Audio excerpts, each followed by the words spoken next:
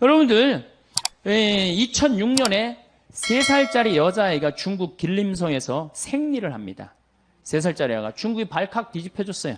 3살짜리가 어떻게 생리를 하느냐? 발칵 뒤집혀져갖고 이 추적을 해봤어요. 요즘 중국 쓰촨성 그 지진 때문에 우리가 중국을 새롭게 많이 보죠. 중국은 어떻게 애 하나에 엄마, 아버지, 외할머니, 외할아버지, 친할머니, 친할아버지 애 하나에 몇 명이 매달려 있어? 6명이 매달려 있는 거예요. 그러니까 얘한테 너무너무 잘해주는 거야. 그러니까 그냥 좋은 거, 맛있는 거, 뭐 이런 거, 치킨, 고기, 1살, 2살, 3살 때 막 먹인 거야. 근데 여러분들 모든 고기에는 육질을 부드럽게 하기 위해서 합성 에스트로겐제가 들어가요. 그러니까 그런 고기를 계속 먹으니까 몸 안에 어떻게 돼? 에스트로겐제가 과다 축적이 된 거예요. 그러니까 3살 때 생리를 하는 거예요. 여러분들 내가 이 목욕탕에 가보면 남자애들이요 문제 있는 애들 굉장히 많습니다. 초등학교 5학년, 6학년 된 아이들인데 분명히 남자야. 근데 몸매는 여자애들 많아요. 유방이 나오는 아이들 굉장히 많아요. 남성의 10%가 유방이 나온다고 그러잖아요. 뭐 때문에? 고기 많이 먹어서 그래요. 고기. 요즘 뭐 소고기 안 먹으면 돼. 그거 좋을 거 하나 없어요. 고기 많이 먹고 또 성기 외소증이 있는 아이들도 굉장히 많아요. 성기 외소증. 이게 다 뭐 때문에 그래요? 환경 호르몬 때문에 그래요. 내분비계 교란 물질 때문에 그래요. 이 내분비계 교란 물질이 이 멀리 있는 게 아닙니다. 지구상에는 약 10만 종의 화학 물질이 있어요.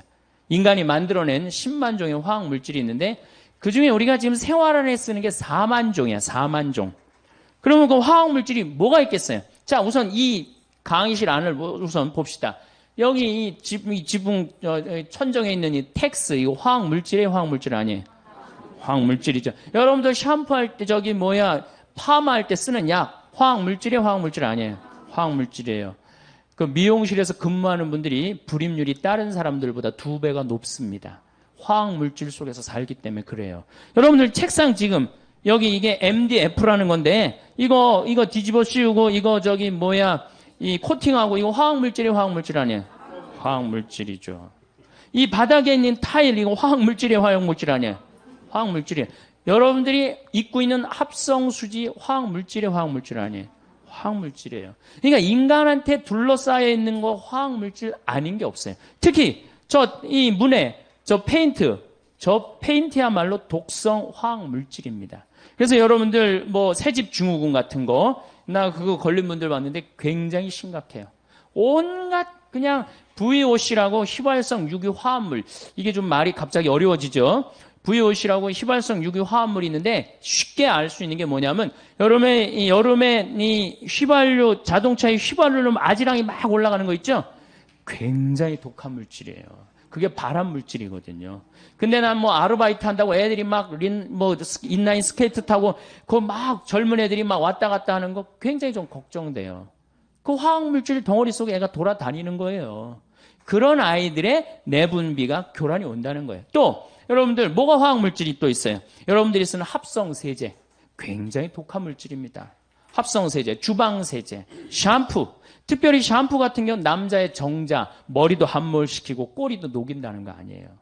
그러니까 무슨 우리 생활 안에 이 건물도 화학물질 덩어리고 우리가 쓰는 세제도 화학물질 덩어리고 제가 지구온난화, 오존층 파괴에 이어서 이 지금 정자수가 제일 많이 줄어드는 나라가 일본, 우리나라, 프랑스예요.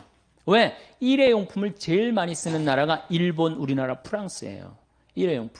일회용품에 많은 문제가 있어요. 일회용 컵라면, 일회용 랩으로 씌워진 거. 하여튼 일회용품 좋아하는 건 문제가 있어요. 더욱이 내가 참 우리나라 사람들 참 대단하다는 생각 정말 많이 하는 게 어떻게 알루미늄 호일로 우리는 너무 좋아해요. 알루미늄 호일. 그게 알루미늄이야. 알루미늄은 중금속입니다. 중금속. 그런데 삼겹살 구워 먹을 때 어떻게 해? 알루미늄 깔고 거기다가 막 지글지글 막 끓여서 눌러붙으면 그거 떼어서 먹잖아요. 이게 보통 용기가 아니에요. 무슨 김밥을 싸도 뭘로 싸? 알루미늄을 싸고, 뭐 샌드위치를 싸도 알루미늄으로 싸고. 얼마 전에도 보도에 나왔죠. 알루미늄 문제가 많다고. 근데 우리는 그냥 아무 생각 없이 하는 거예요. 여러분들 유럽에 가면 빵 가게에 알루미늄으로 싸주는 빵집이 어디 있어요?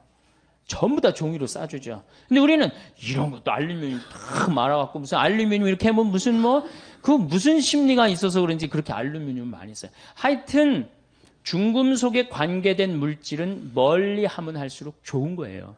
여러분들. 북한은 지금 95년, 6년도 이때 아이들이 지금 몇 살이에요? 그때 태어난 아이들이 13살, 14살이에요. 아주 자라질 못하는 거예요. 그래갖고 6, 7살처럼 보여요. 초등학교 5, 6학년 애들이 못 먹어갖고. 여러분들 북한 군인 키가 157cm예요. 평균 키가. 157. 요만해. 못 먹어서. 정말로 북한은 정말로 고통의 땅이에요. 뭐 때문에? 산에 나무를 잘랐기 때문이에요. 근데 우리나라는 산에 나무가 너무 많은 거예요. 얼마나 행복한 나라예요. 자, 산에 나무 많죠? 애 착하죠? 물건 잘 만들죠?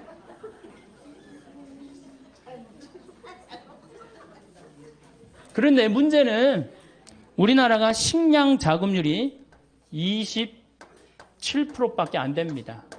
식량 자급률이. 쌀을 제외하면요, 식량 자급률은요, 5%밖에 안 돼요. 쌀은 우리나라가 100%예요. 쌀은 100%인데, 다른 거는 다 수입합니다. 소고기, 여러분들 밀 자급률이 우리나라가 0.1%예요. 0.1%. 그 다음 옥수수 자급률이 0.3%. 콩이 원래 5%였는데 막 웰빙 한다고 막 한 3년 전부터 콩 좋다고 막 난리를 쳐갖고 이제 한 10% 정도 올라갔어요. 소고기가 자급률이 여러분들 20%밖에 안 됩니다. 밀로 만들어 먹는 게 뭐가 있죠? 빵, 국수, 짜장, 짬뽕, 라면, 과자. 슈퍼마켓에 있는 모든 과자는 밀로 만들어요. 그런데 이게 99% 다 수입이에요. 그러면 우리가 호주나 미국에서 밀을 수입을 하는데, 미국에서 밀 수입한다고 한번 생각을 해봐요. 미국 아이들이요, 정말로 치사한 아이들이에요. 수출하는 거랑 자국민이 먹는 거랑 완전히 구분합니다. 그래서 수출하는 건 어떻게 밀에 농약을 엄청나게 뿌려요. 비행기로 뿌려요. 심하게는 비행사가 그 농약에 취해서 어떻게 기절해갖고 추락까지 해요. 그렇게 비행기로 뿌려요. 밀밭에다가 엄청나게 농약을 뿌려요. 농약 뿌리고 난 다음에 이제 보스턴항으로 밀을 다 모읍니다. 북동부가 밀 곡창 지역이거든요. 보스턴항으로 다 모아요. 보스턴항에서 우리나라로 밀을 수출해서 보내는데 어딜 지나냐면 적도를 지나와. 파나마, 운하. 적도가 온도가 몇 도 올라가요? 40도에서 50도 올라간단 말이야. 그럼 밀이 썩어요, 안 썩어요? 그러니까 뭘 뿌려요? 배에다가 방부제를 절거요. 방부제를 절구는 거예요. 농약 뿌리지, 방부제 절구지. 그래갖고 부산항에 도착을 했어. 도착을 했는데 껍데기를 깐다 그러죠. 이걸 유식한 말로 도종한다 그러는데, 도종은 못 알아듣겠죠. 껍데기를 까. 껍데기를 까는데, 이 까는데 밀 색깔이 거무튀틱한 색깔이죠. 근데 우리 밀가루는 어때요? 이게 또 비정상인 거예요. 표백제 집어넣는 거예요. 표백제. 그래갖고 빵집에 배달을 해갖고 빵을 구워내는데 무슨 빵가게에서 각 구워낸 빵이라고 그러는데 그런 빵은 하나도 없어요. 2년 만에 구워낸 빵밖에 없는 거예요. 각 구워낸 빵이 어디 있어요. 그래갖고 애들한테 라면 만들어 먹이고 빵 만들어 먹이고 짜장 만들어 먹이고 짬뽕 만들어 먹으니까 애들이 아토피가 생기고 천식이 생기고 각종 병에 시달리는 거예요. 아니 원료 자체가 상해 있는데 그 제주도로 전라도로 귀향한 분이 유명한 그 글을 썼어요. 저같이 이렇게 시골에 가서 사는 사람인데 화장실에 구데기 없애는 최고 좋은 방법은 뭐냐? 밀가루 딱 뿌리면 싹 없어진대요. 밀가루 뿌리면. 여러분들 밀가루에 바구미 생긴 거 보신 적 있어요, 없어요? 바구미 생기지 않아요. 아니 그게 무슨 밀가루야. 화학 덩어리지. 사실은 지구온난화도 우리 교회하고 연관이 굉장히 많고 오존층 파괴도 우리 이 교회하고 연관이 많지만 정말로 교회하고 연관이 많은 건 이게 바로 환경 호르몬이에요. 환경 호르몬. 환경 호르몬은 내분비계 교란 물질이라고 이야기를 합니다. 이걸 일본에서 환경 호르몬이라는 명칭을 넣었는데 정확한 명칭은 내분비계 교란 물질이에요. 그럼 내분비계가 뭐냐? 내분비계가 여자가 있고 남자가 있어요. 여자는 뭐가 흐르죠? 몸에 에스트로겐, 여성 호르몬이 흐르죠? 남자는 뭐가 흘러요? 테스토스테론이 흐릅니다. 그런데 이제 여자가 이제 이 사춘기가 되면은 이제 이 에스트로겐이 굉장히 많이 분비가 돼. 사춘기가 되면은. 그러니까 이 사춘기 때 이 여학생들을 보면은 동글동글해요. 얼굴도 동글하고 손도 동글하고 가슴도 동글하고 엉덩이도 동글동글해지고 진짜 이쁠 때예요. 이게 바로 누구 덕분이냐? 에스트로겐 덕분이에요. 그런데 요 사춘기 때 남자애들은 보면 뭐든지 각이 지기 시작합니다. 근육이 뿔뚝뿔뚝 생겨요. 조그만 팔굽혀펴기에도 팔뚝에 근육이 생기고 이거는 뭐 때문에 그러냐면 테스토스테론 때문이에요. 남성 호르몬 때문에 그래요. 그러니까 이 근육질이고 뿔뚝뿔뚝한 애가 둥글고 부들부들한 애 보면 마음이 뛸 것 같아, 안 뛸 것 같아? 가슴이. 당연히 뛰죠. 안 뛰면 이게 비정상이에요. 만약에 여러분들 자녀가 지금 15, 16 있는데 나는 엄마, 난 여자를 봐도 가슴이 안 뛰어. 얘는 문제가 굉장히 많은 애. 생리적으로 문제가 있는 애예요. 또 여자애도 이 근육질이 있는 아이를 보고 가슴이 안 뛴다. 얘도 문제가 있는 아이예요. 내가 이렇게 중학교 이렇게 강의를 가면은 중학교 환경 강의를 많이 가거든요. 강의를 가서 물어봐요. 여자애들 보고 가슴 뛰는 애들 그럼 손 들어오라면은 손 한 10명밖에 안 들어. 한 반에서 한 40명 정도 되는 애들이 나머지는 창피해서 안 드는 거지. 그러면은 내가 물어봐요. 그러면은 가슴 안 뛰는 놈들은 남자 보면 가슴 뛰느냐? 그러면은 막 지적을 해요. 제가 쟤 보면 가슴 뛴다고. 이게 뭐예요? 게이야, 게이. 여러분들 게이가 달래 게이가 되는 게 아니에요. 1970년도에 합성 여성 에스트로겐제가 나와요. 1970년대. 이게 이름이 뭐냐면 DES라는 거예요. DES. 이때 이게 하느님이 내린 선물이라고 그랬어요. 근데 이 합성 에스트로겐을 막 임신 때 굉장히 많이 먹었어. 엄마들이. 근데 얘네들 중에 태어난 애들이 문제가 엄청나게 많은 거예요. 특별히 충격적인 보고가 나오는데 이 엄마가 임신할 때 이 합성 에스트로겐제를 먹은 엄마 자궁 안에 남자 아이였다면 얘가 태어나갖고 그 중에 지금 얘네들이 이제 35, 40 된 애들이죠. 그 중에 4분의 1이 게이가 됩니다. 그러니까 얘는 껍데기는 남자인데 안에는 뭐가 흐르는 거예요? 여성 호르몬이 흐르는 거. 과다로 여성 호르몬이 흐르는 거예요. 그러니까 여러분들 우리가 막 게이를 막 윤리적으로 몰아세울 문제가 아니고 이거는 정말 신체적인 문제로 우리가 바라볼 줄도 알아야 돼요. 그러니까 얘는 이게 둥글둥글한 걸 보고 가슴이 뛰어야 되는데 몸 안에 에스트로겐이 흐르는데 같은 에스트로겐이 흐르는 여자가 눈에 들어오겠어요? 반대의 테스토스테론이 흐르는 애가 가슴이 뛰는 거지. 그래갖고 막 사랑을 해. 막 사랑을 해갖고 너무너무 사랑해. 그래서 같이 살고 싶어갖고 결혼하고 싶어갖고 나한테 데리고 왔어. 신부님, 저는 이 사람 없으면 좀 못 삽니다. 저 이 사람이랑 결혼하게 좀 혼배 좀 해주십시오. 그렇게 왔을 때 신부가 해줘야 돼, 말아야 돼? 해줘야 된다. 한번 손 들어보세요. 해주지 말아야 된다. 예수님이 제일 싫어하는 사람이 누구냐면 손 안 드는 사람들이야. 이 마르코복음 3장에 보면은 1절부터 6절에 이런 얘기가 나와요.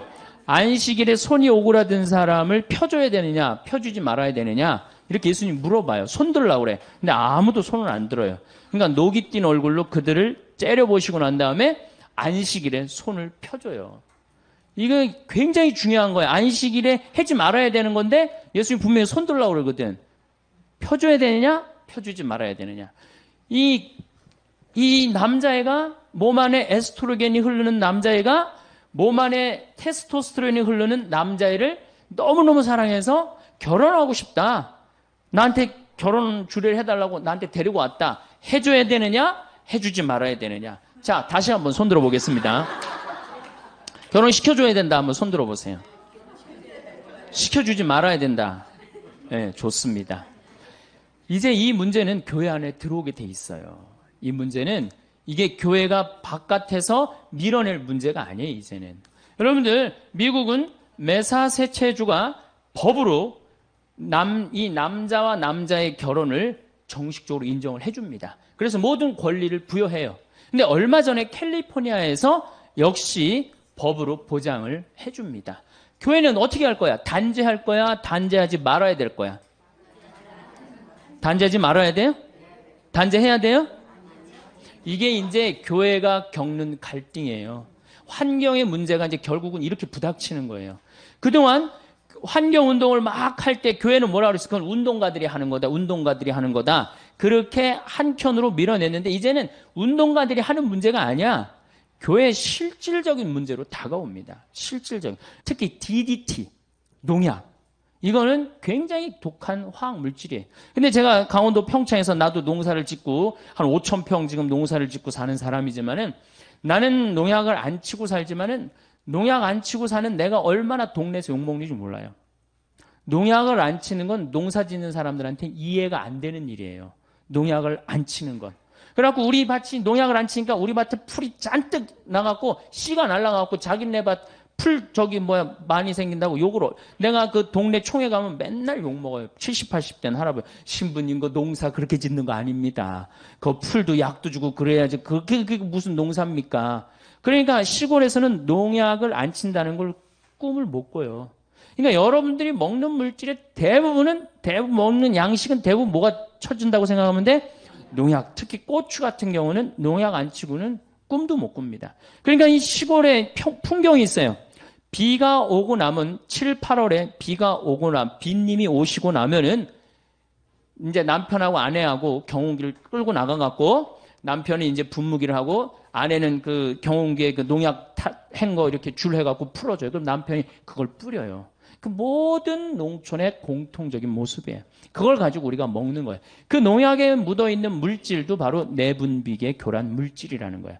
이런 거에 그리고 스티로폼, 비닐, 그 다음 아이들 요새 여러분들 텔레비에 가끔 나오죠. 장난감, 플라스틱에 환경 호르몬 물질이 많다. 그러니까 이 GM에서 1928년에 이 스티로폼을 발명을 해요. 그럴 때 뭐라고 그랬어? 신이 내린 선물이라고 그랬어요.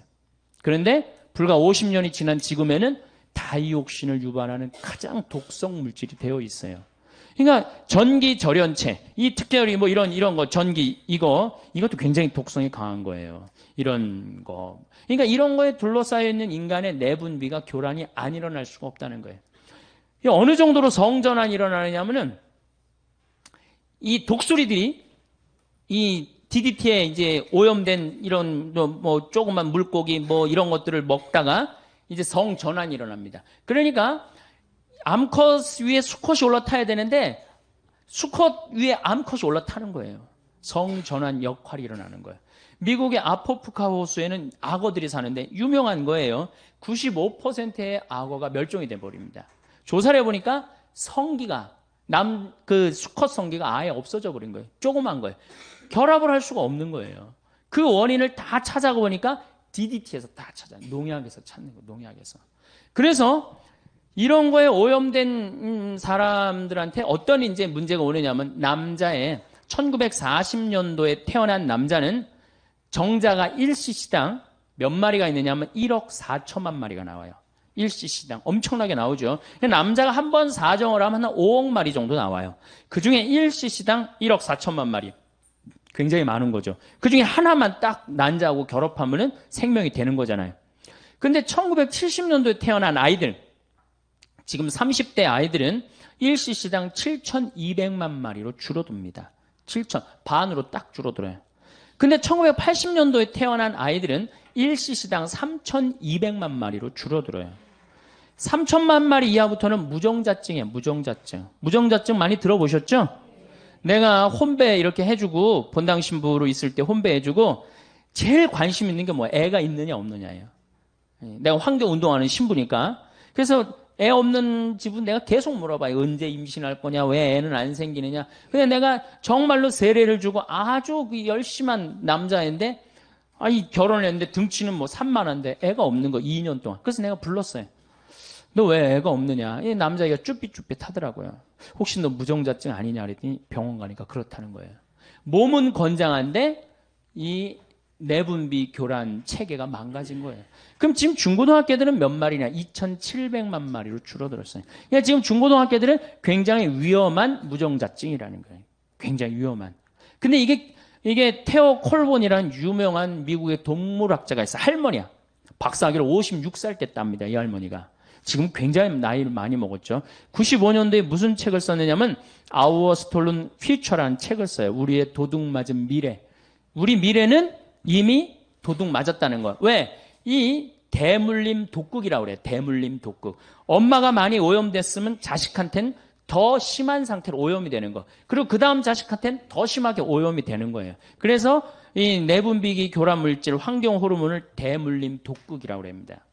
제가요, 한 7년 전에 대전 법동성당에 가서 강의를 한 적이 있어요. 환경 강의를 했어요. 교우들한테. 그때 굉장히 많이 모였어요. 교우들이.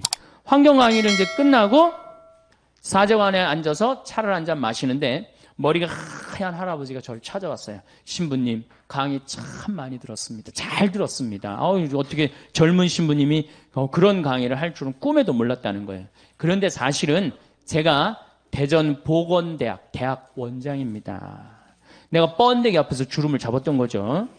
그런데 신부님, 심각합니다. 어떻게 심각하냐면 자기네 학교 학생들 1, 2학년 아이들 정자를 채취해갖고 검사한 결과 7년 전 얘기예요.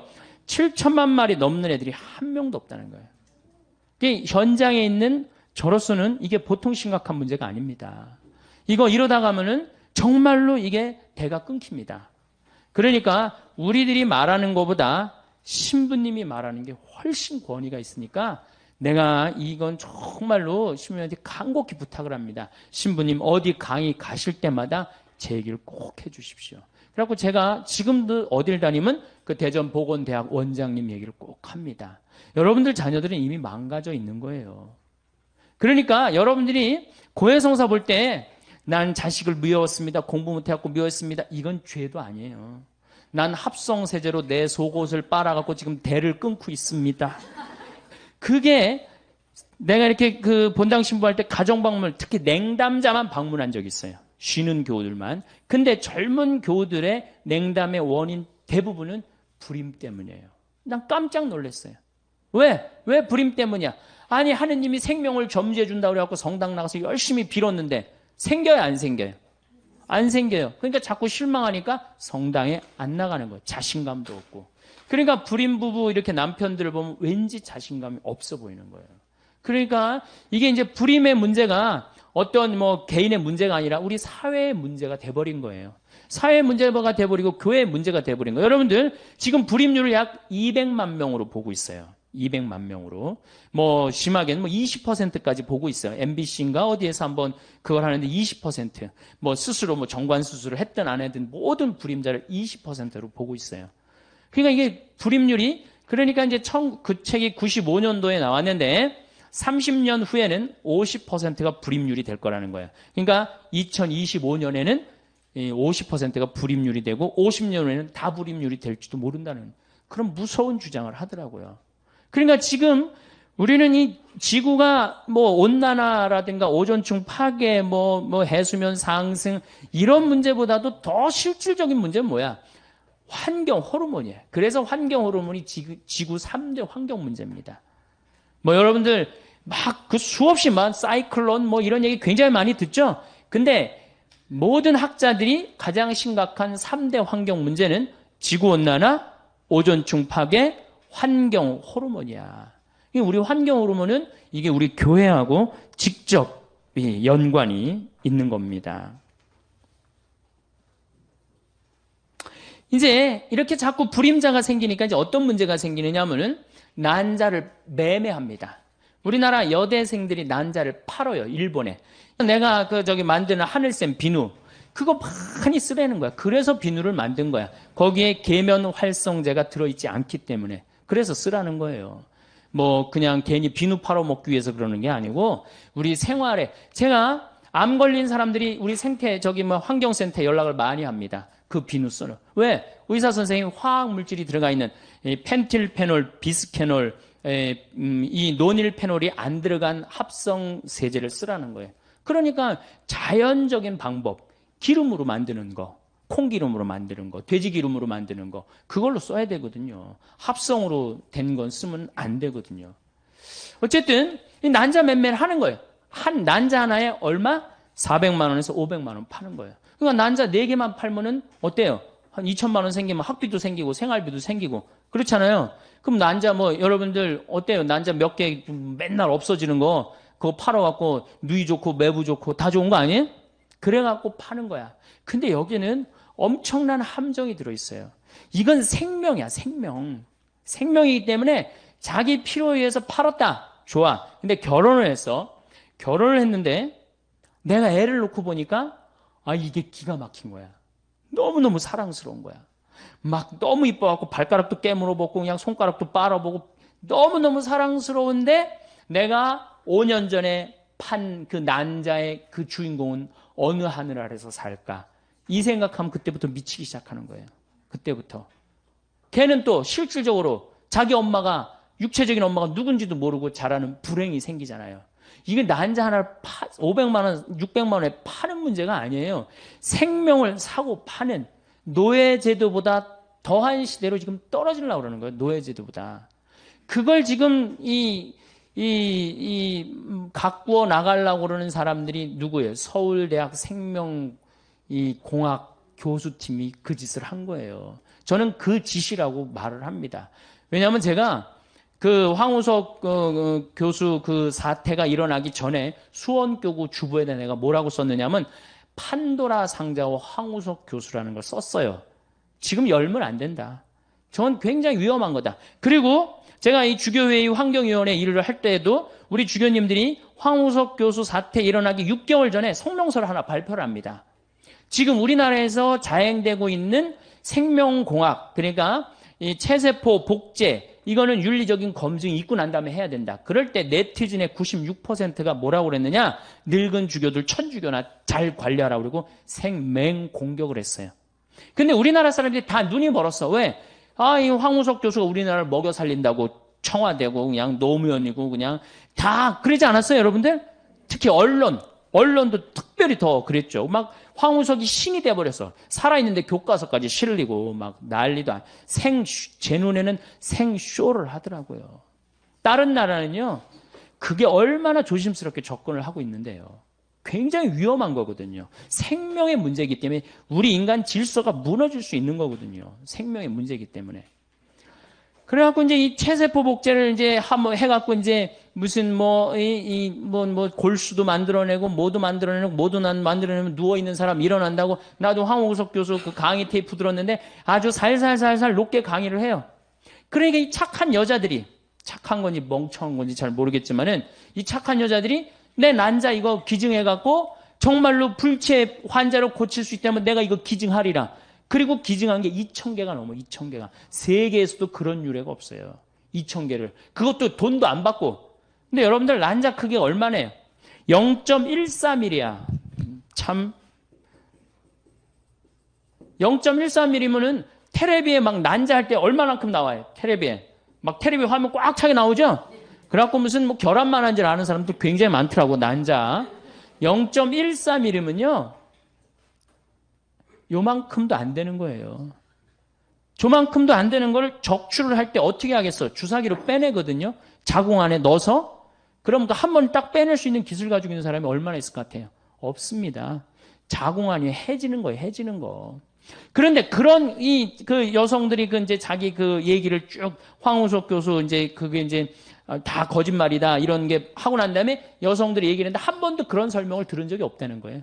내 자궁이 어떻게 망가지고 한 번에 10개씩 적출하고 그럴 때 내 생체 리듬이 어떻게 바뀌고 그래서 우울증에 걸린 여자가 굉장히 많은 거예요. 치료도 받고 산부인과 가갖고 이 안에 치료도 받고. 그러니까 우리나라 여자가 문제가 아니라 우리나라 사회가 문제죠. 1년에 300억 달러 번대니까 다 눈 감아버린 거예요.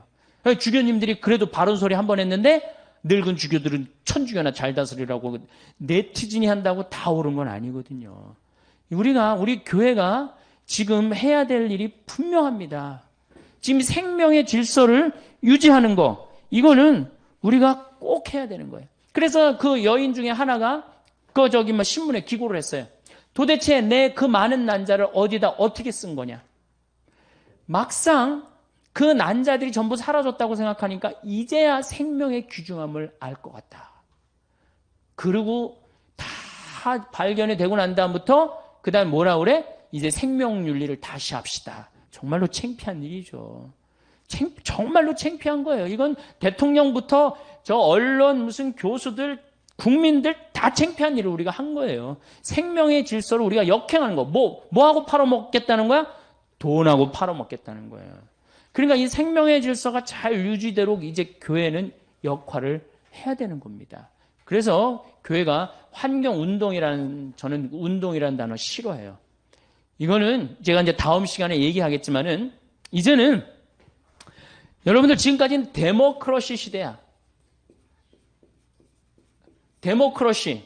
데모가 뭐냐면은 이게 사람들이야, 사람들. 군중들. 크러시는 뭐냐면 지배하는 거야. 그러니까 군중이 지배하는 시대야. 군중이 지배하는. 그러니까 다 민주주의 아니야, 이게 민주주의. 그래서 데모를 하지 않는 민주주의는 민주주의가 아니에요. 데모, 당연히. 이게 데모 아니야, 데모. 근데 이제는 무슨 시대로 넘어가요? 바이오크러시. 에코크러시 시대로 넘어가는 거예요. 에코크러시. 그러니까 환경, 생태주의로 넘어가는 거예요, 이제는. 민주주의도 이제 끝을 이제 고하고 있어요, 민주주의도. 이제 인간이 살아나려면 새로운 사상이, 새로운 체제가 이제 생겨야 되는데 그게 뭐야? 바로 에코크러시, 바이오크러시 시대로 넘어가고 있어요. 근데 교회가 아직도 거기에 대한 준비가 돼 있지 않다. 그러면은 이 교회는 이제 심각한 문제를 이제 직면하게 될 겁니다. 자, 이제 앞으로는 우리 이 세계가 어떻게 돼갈 거냐? 앞으로 인간이 세 종류가 나옵니다. 오리지널 인간, 오리지널, 우리 같이 오리지널 인간, 이렇게 엄마 아빠가 이렇게 정상적으로 만나갖고 정상적으로 이렇게 한 오리지널 인간, 오리지널 인간. 그 다음에 DNA 조작 인간. 그 다음에 사이버 인간이 나와요.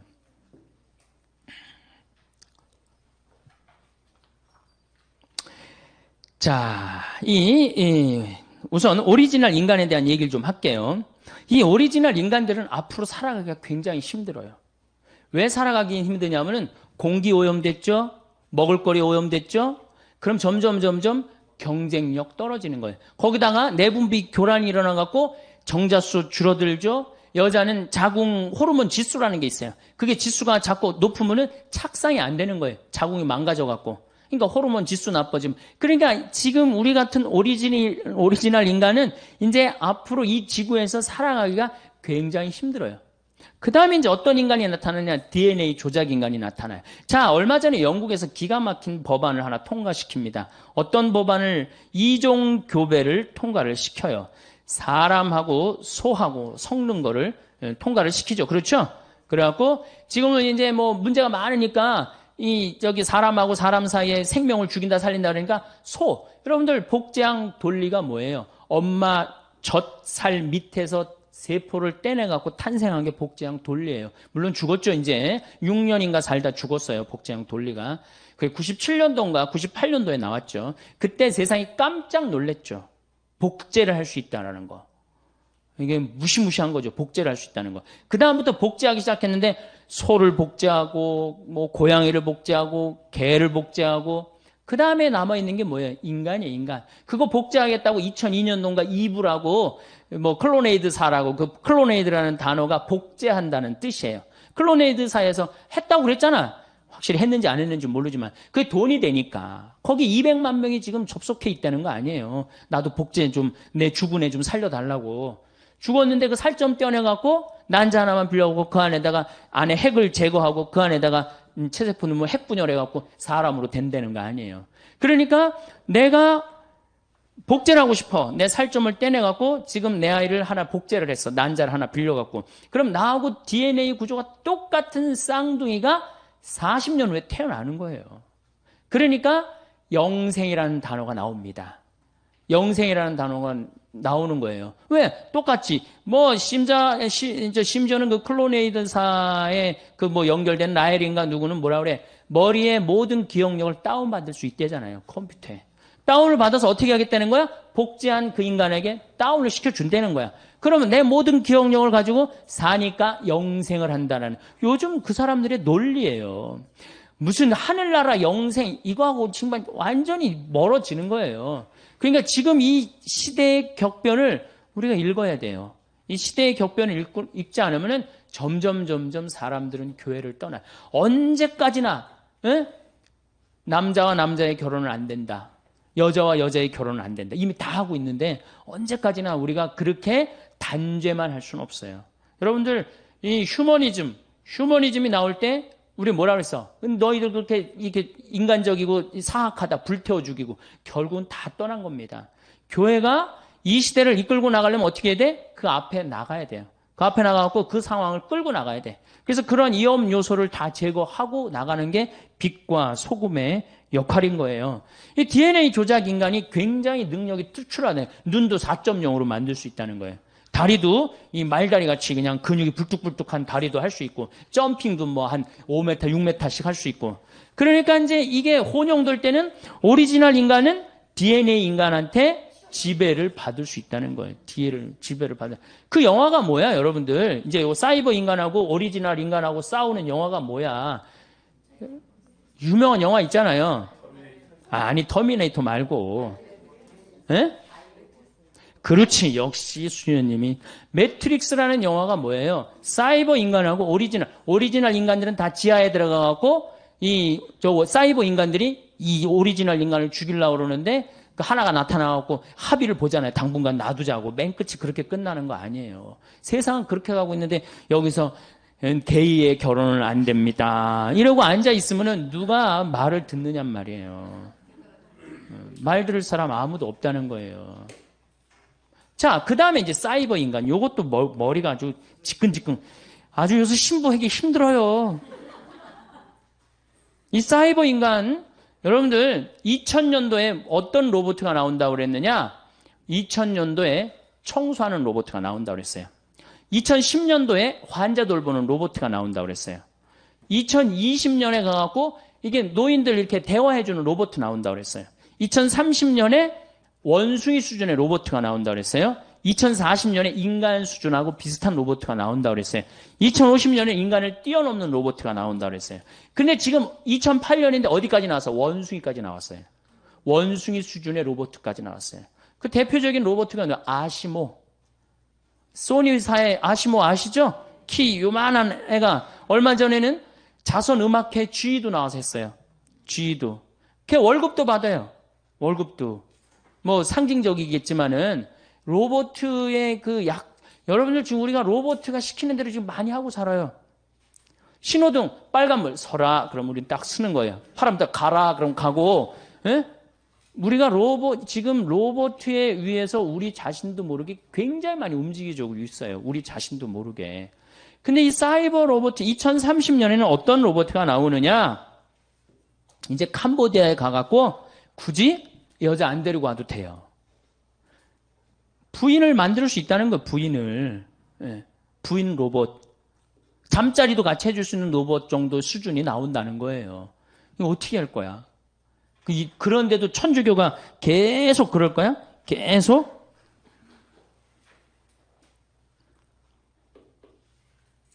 그래서 이제 이 환경 호르몬 문제에 있어서 우리 교우들이 꼭 알아야 되는 거는 우리 가톨릭 교회가 저는 많은 경우 환경 운동을 오해하는 경우가 있어요. 오해하는 경우. 데모하는 무슨 새만금 막 데모하고 대우나 데모하고 그 데모하는 사람들이 환경 운동가로 알고 있는데 또 환경 운동가 자신들도 데모하는 사람으로 본인이 알면 안 돼요. 이제는 그래서 난 환경주의 시대야 이제. 이건 운동의 차원을 넘어섰어요. 이제 환경주의로 넘어가고 있어요. 환경주의로 넘어가면서 이제 우리의 관심은 이제 바뀌어야 돼. 교회의 관심도 바뀌어야 되고 우리의 삶의 관점도 바꿔야 돼요. 여러분들 사회복음화 이제 학교 지금 다니시는 거죠? 사회복음화라는 게 뭡니까? 사회복음화라는 게 사회 전체가 예수님이 정해놓은 생명의 질서에 따라 살면서 그 자연의 순리에 순응하면서 살아갈 수 있도록 우리가 그 사회를 변화시키는 게 사회복음화예요. 그래서 이제 지역적인 문제로 우리가 환경운동을 해서는 안 된다. 그래서 특별히 여성들, 이게 이제 여성들이 이제 큰 문제죠. 왜 여성들이 문제예요? 생명을 다루는 주인공이 누구예요? 바로 여성입니다. 여성. 여성들이 자기 자신의 역할을, 그래서 이제는 에코 페미니즘 시대라고 그러잖아요. 이게, 그래서 이제 이렇게 연결이 됩니다. 에코 페미니즘. 에코 페미니즘은 뭐냐? 이제는 여성주의로 넘어왔어요. 여성주의로 넘어오고, 거기 앞에 무슨 단어가 하나 붙여져?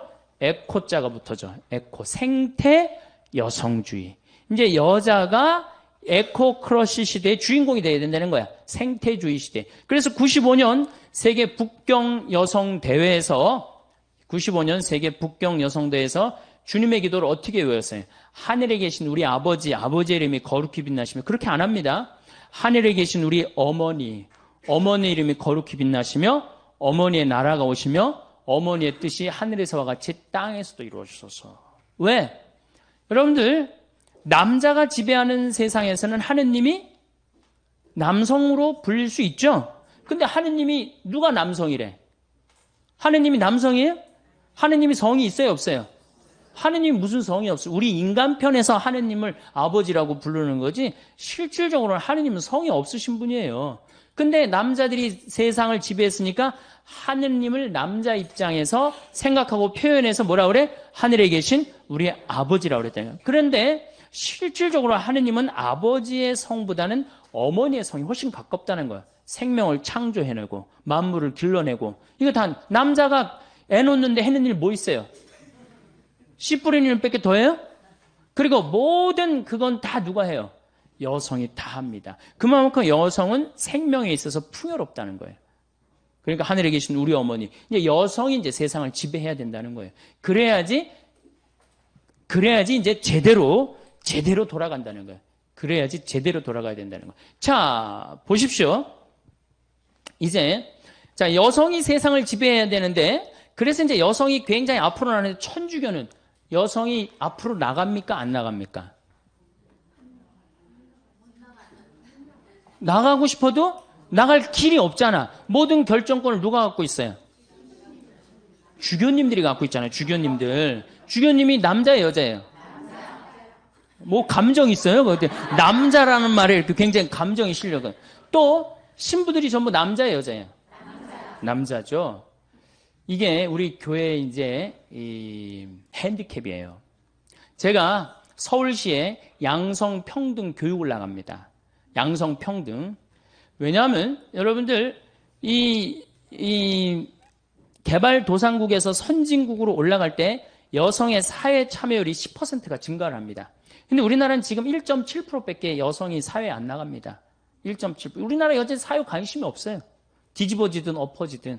그저 내 자식만 서울대학 보내면 된다는 거기에 아주 미쳐갖고 사회에 관심이 없어요. 그래도 여러분들은 지금 이 사회보고학교 나온 여러분들은 선구자예요, 선구자. 정말 대단한 분들이에요. 제가 이제 천주교, 개신교, 불교 대담을 나간 적이 있어요.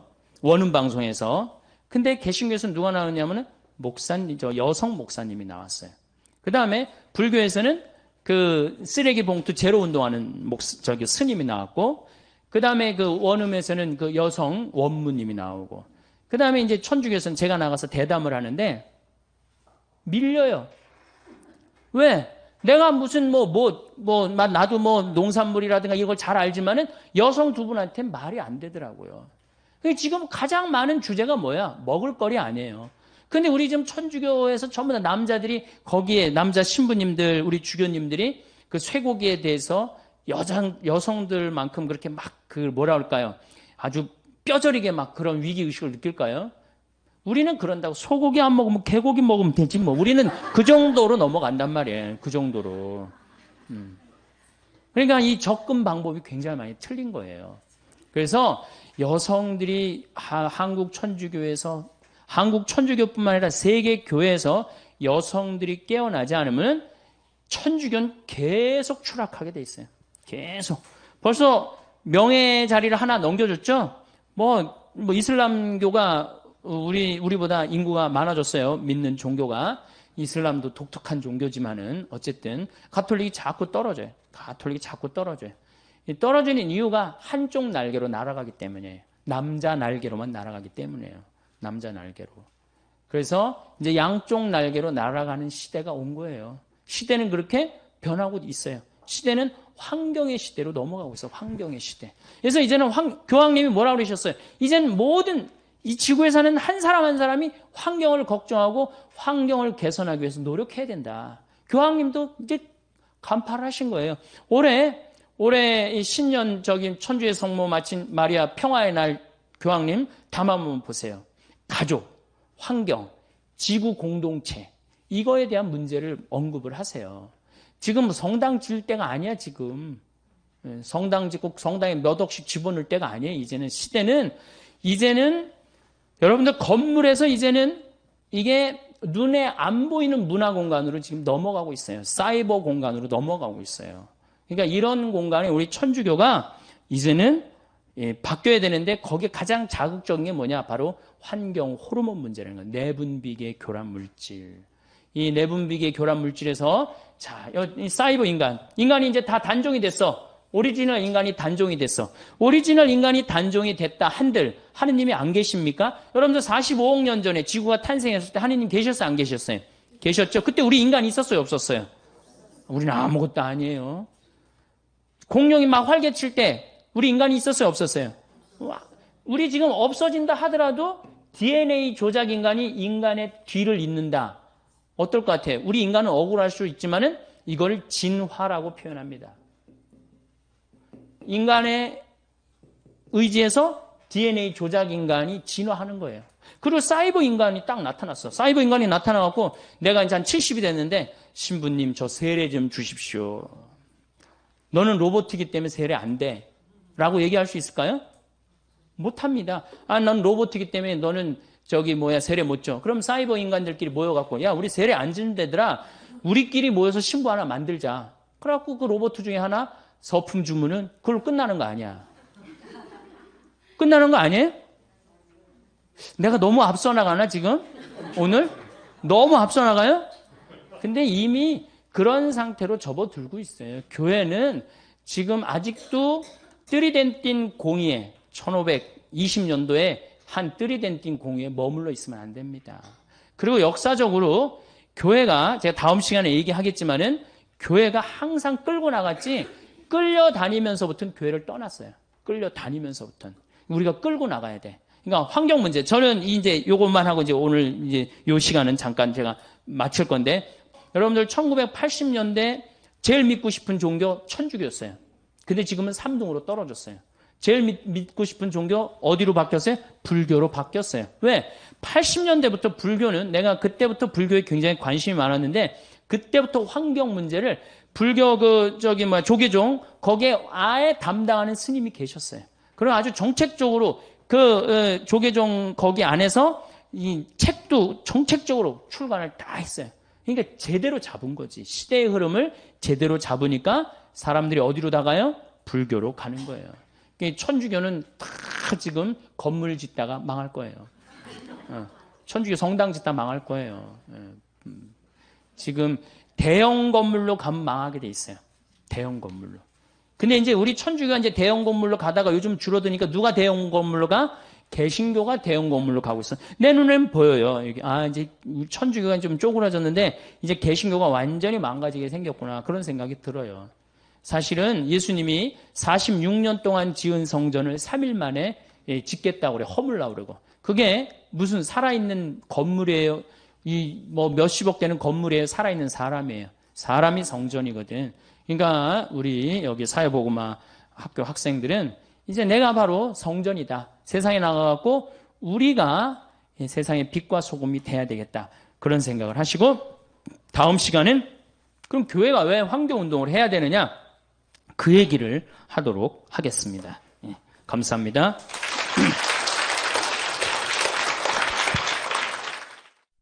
이 에너지 위기, 석유, 이 위기에 따라오는 것은 식량 위기입니다.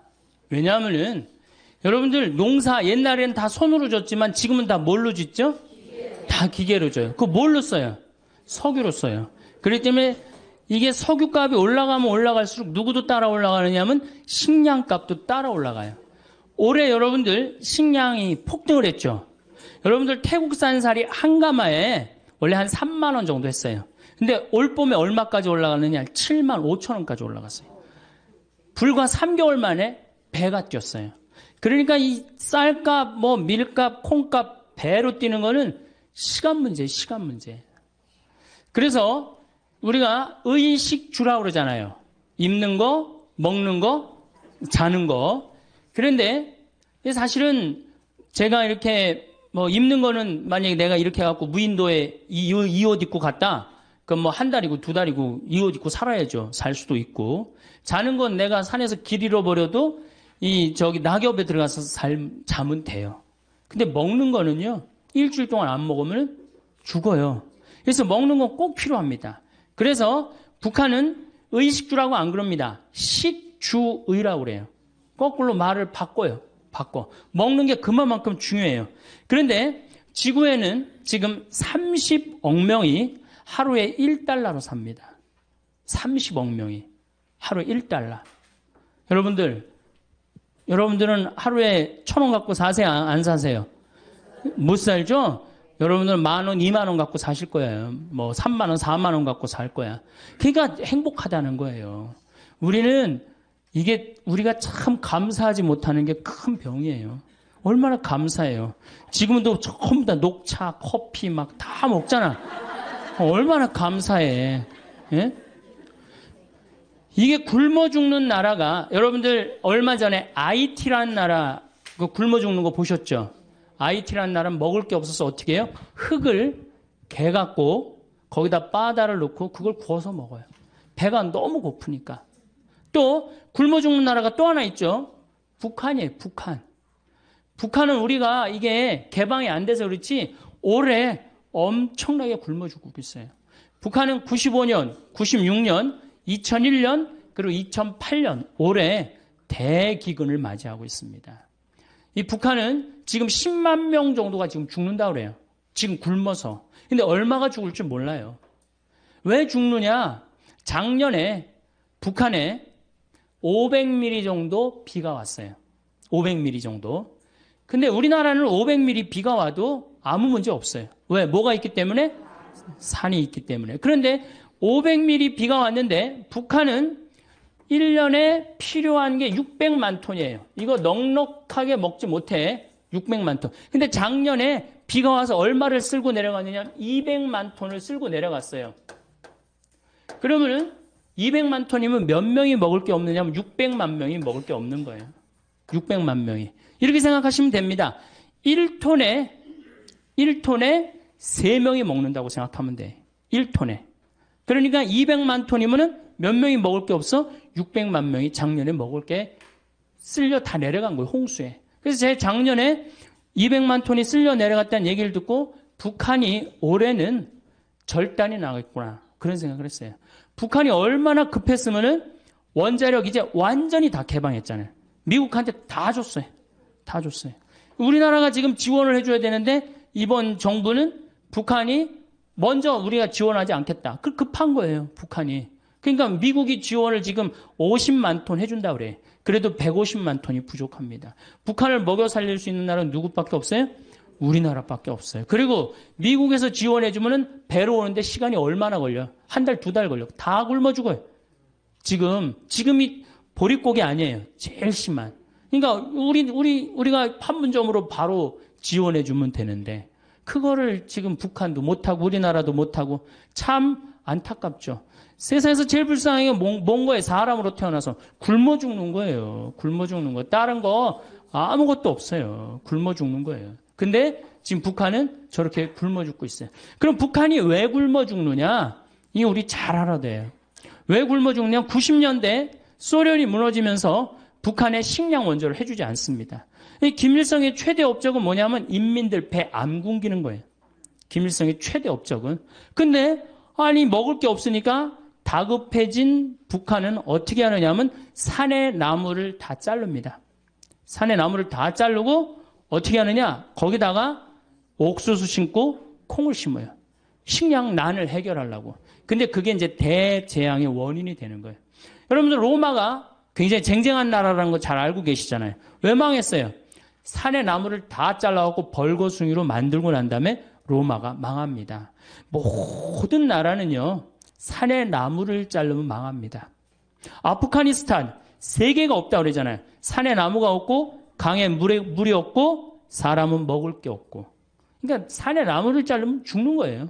그러니까 인간 문명은 나무로 시작해서 나무로 끝나요. 그만큼 나무가 중요합니다. 근데 우리나라는 6.25 전쟁 딱 끝나고 난 다음에 어떻게 완전히 벌거숭이 산이었어요. 일본으로 가면 어떻게 산이 완전히 울창했는데 우리나라만 오면은 비행기 타고 오면은 벌거숭이였다고 그랬어요. 그런데 이 벌거숭이 산을 우리는 30년 만에 다 한 거예요. 그럼 산에 나무가 없으면 무슨 일이 벌어지느냐?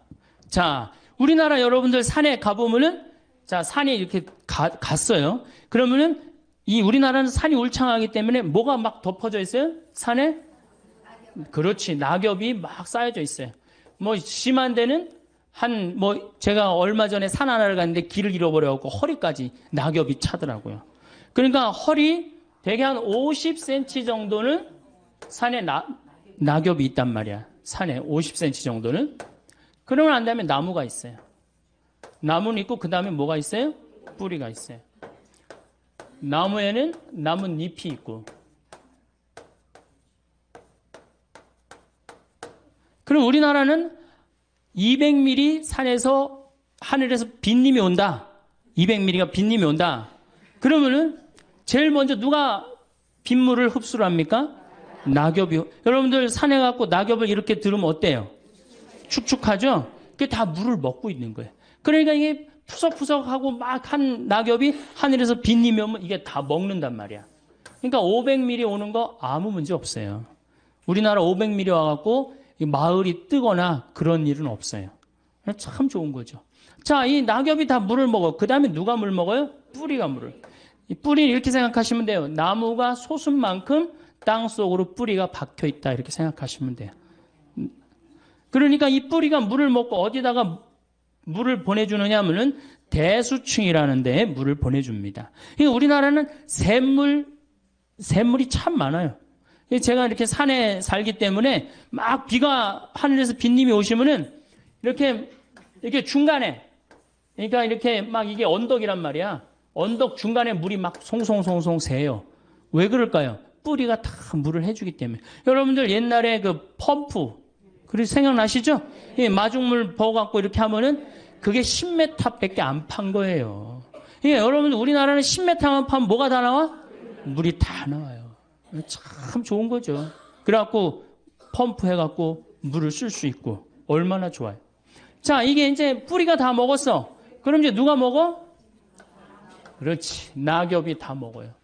여러분들 저 느티나무 저 보이시죠? 저거를 펼쳐놓으면 저 정도 나무면 굉장히 큰 나무인데 저거를 여름에 이제 완전히 잎이 넓어졌을 때 펼치면 학교 운동장을 다 덮어요. 저 나무 하나가. 저건 내가 보니까 더 덮을 것 같아요. 2,000평 정도 됩니다. 저거 잎을 펼쳐놓으면. 그러면은 낙엽을 찢으면 거기 물이 있어요, 없어요? 그렇게 여기에 물이 있고 낙엽에 물이 있고 대수층에 물이 있고 얼마나 물이 많아요. 그래서 여러분들 지난 30년 동안 우리나라가 가물어서 흉년이 들었다는 얘기 들었어요, 못 들었어요? 한 번도 못 들었죠? 근데 저 어렸을 때는 흉년이 들었다, 풍년이 들었다 그런 얘기 참 많이 들었어요. 근데 지금으로부터 30년 전에는 여러분들 한 번도 못 들으셨을 거예요. 그냥 태풍이 한두 번 왔을 때 그때 조금 바람에 뭐 이렇게 쓰러진 거 외에는 못 들었을 거예요. 그게 언제냐? 녹화 사업이 완전히 끝났을 때부터 우리나라는 흉년을 모르고 지내고 있어요. 굉장히 행복한 거죠.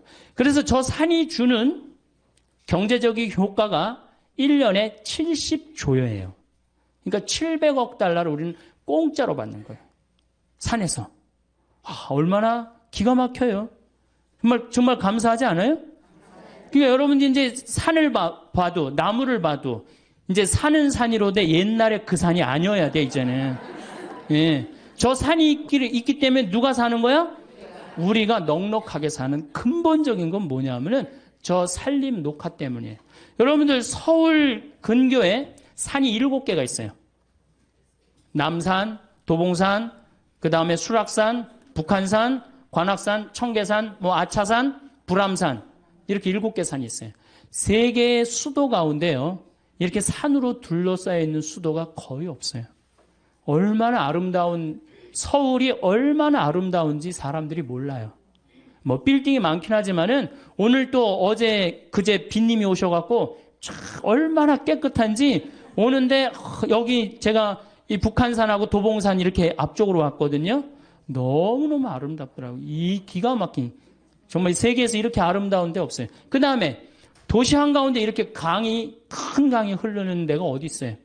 로마 테베레 강이라고 있어요. 로마 한가운데 흐르는 강. 거짓말 조금 보태서 저 뒤에 수녀님 계신 데부터 요 정도밖에 안 흘러요.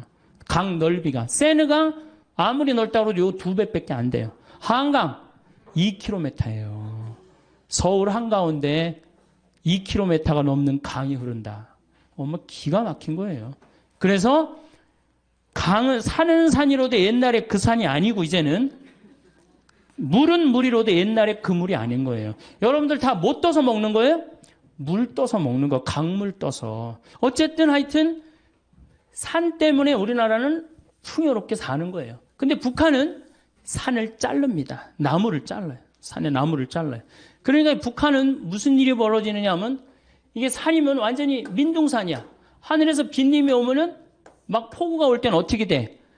그대로 낙엽이 있나 나무가 있나 뿌리가 있나 어떻게 400mm가 오면 400mm 다 어디로 가요? 다 강으로 들어가는 거예요. 빗물만 갑니까?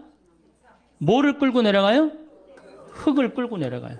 그러니까 대동강이 이렇게 깊이가 이 정도면은 자꾸 뭐가 쌓여요? 흙이 자꾸 쌓여. 그전에는 500mm가 와도 대동강이 다 황해로 물을 보내줬는데 이거는 300mm만 와도 어떻게 돼? 흘러 넘치는 거예요. 그러니까 우리 교구의 원로 신부님이 평양에 갔다 왔는데 대동강에 이 쌓인 흙을 어떻게 퍼내나 봤더니 푸대자루 있죠? 그 삽도 나무삽 그걸로 퍼서 낸다는 거예요. 그러니 언제 퍼서내? 언제 이걸 퍼서내요? 우리나라는 2006년에 평창에 물폭탄 맞았을 때 포크레인 이 큰 거 A10이라고 이렇게 무한궤도 있는 거 있죠. 그 다음 25톤 트럭 한 열몇 대 되고 한 이틀이니까 다 하더라고. 근데 북한은 그 해 여름에 쌓인 거 다음에 여름에도 다 못 하는 거예요. 그러니까 북한은 식량을 보내줘야 될 게 아니라 뭘 보내줘야 돼? 포크레인이 아니고 나무.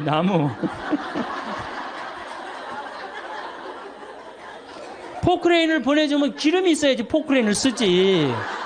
기름도 없는데 어떻게 포크레인을 써요. 옥수수 0.3%에 여러분들이 먹는 옥수수는 대부분이 뭐예요?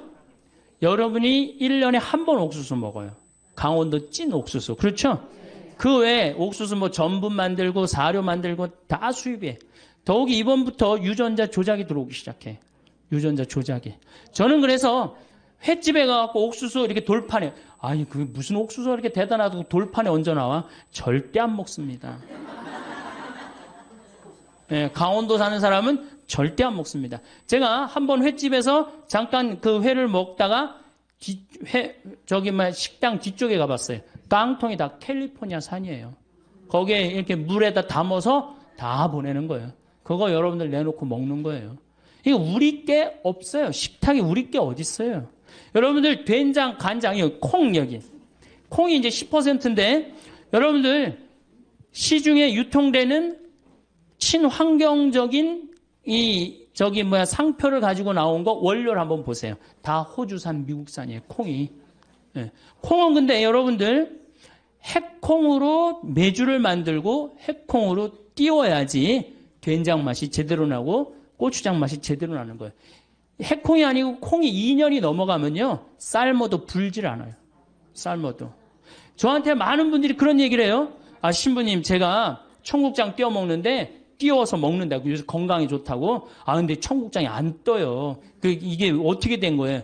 그게 국산이라고 샀는데 잘못 산 거죠. 그리고 해콩이라고 샀는데 잘못 산 거죠. 이게 국산 콩은 삶으면 한 5배 정도 불어요. 5배 정도.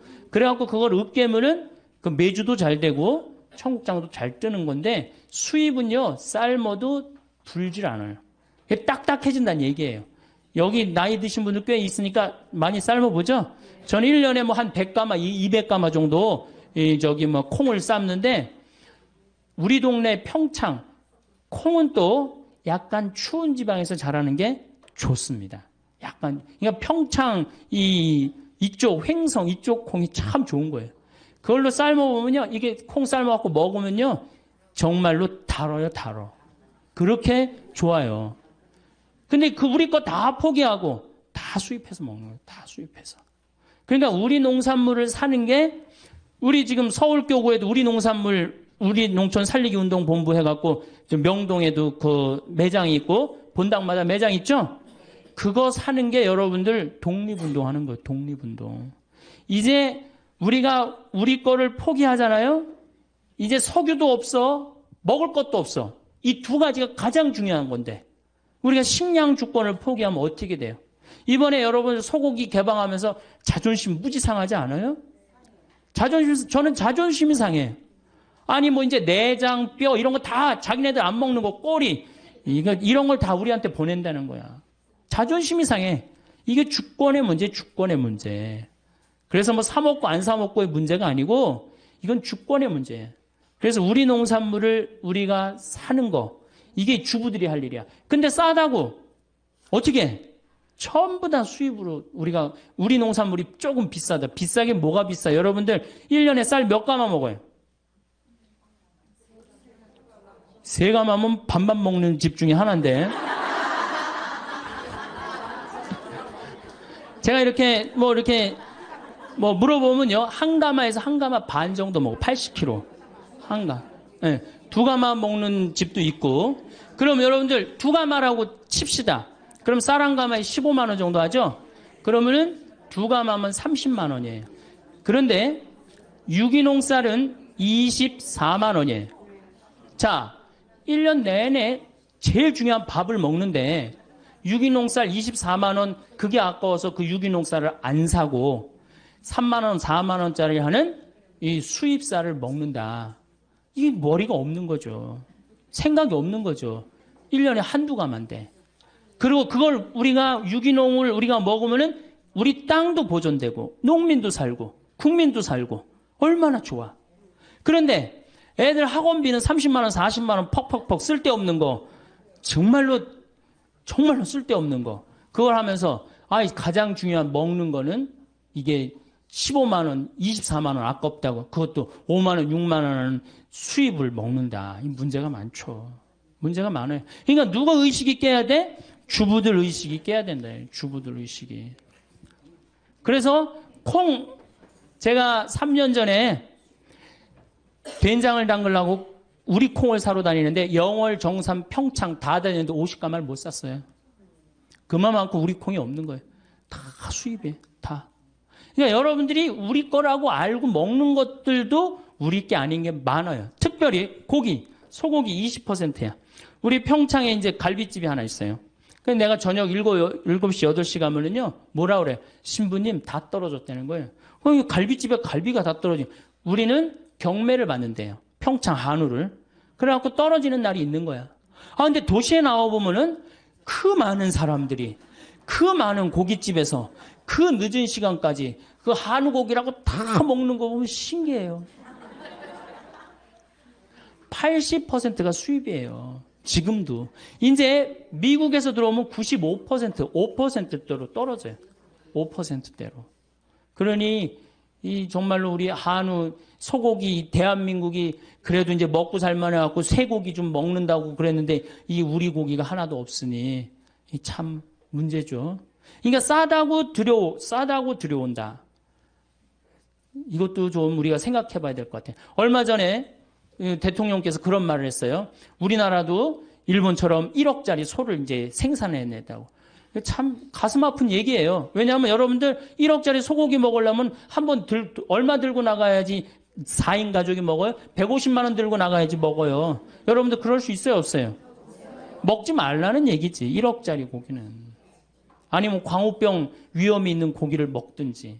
제일 좋은 건 뭐야? 우리 한우를 살리는 거예요. 아니, 한우뿐만 아니라 모든 걸 우리 거를 살리는 거예요. 여러분, 이스라엘은 식량 자급률이 100%입니다. 이스라엘 가보면요, 다 사막이에요.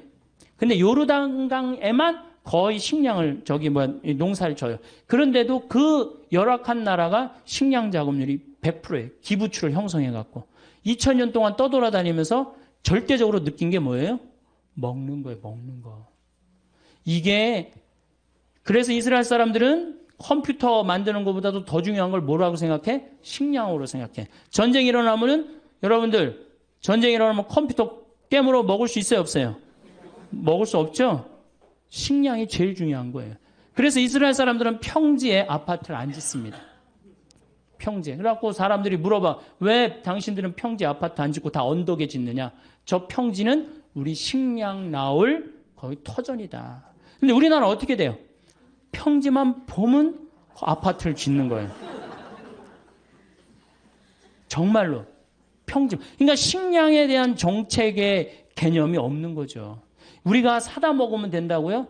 여러분들, 우리나라가 IMF 터졌을 때 제가 본당 신부할 때 돼지 농사 짓는 사람들 다 망했어요. 왜? 사료가 폭등하잖아요. 다 수입하기 때문에. 그러니까 식량은 외부의 영향을 너무너무 많이 받아요. 올해도 마찬가지예요. 올해도 33개 나라가 먹을 게 없는 거야. 필리핀이 우리나라처럼 식량을 포기합니다. 올해 필리핀 먹을 걸 50만 톤을 못 샀다는 거예요. 그럼 150만 명이 먹을 게 없는 거예요. 얼마나 불행해요. 우리나라도 만약에 이제 쌀값이 지금 15만 원, 7만 원, 8만 원 하던 게 쌀값이 석유값처럼 30만 원, 40만 원, 우리는 굶어 죽는 사람 없을 것 같아요? 굶어 죽는 사람 많습니다. 자, 식량 문제는 왜 우리가 위험하냐? 우선 첫 번째로 지구 온난화 때문에 식량 문제는 위험해요. 지금 세계를 먹여 살리는 나라가 캐나다하고 호주예요. 호주가 식량 수출을 제일 많이 합니다. 근데 5년 동안 가물었어요. 지구 온난화 때문에. 그래갖고 호주가 식량을 생산하지 못하는 바람에 어떻게 됐어요? 세계가 지금 고통을 앓고 있는 거예요.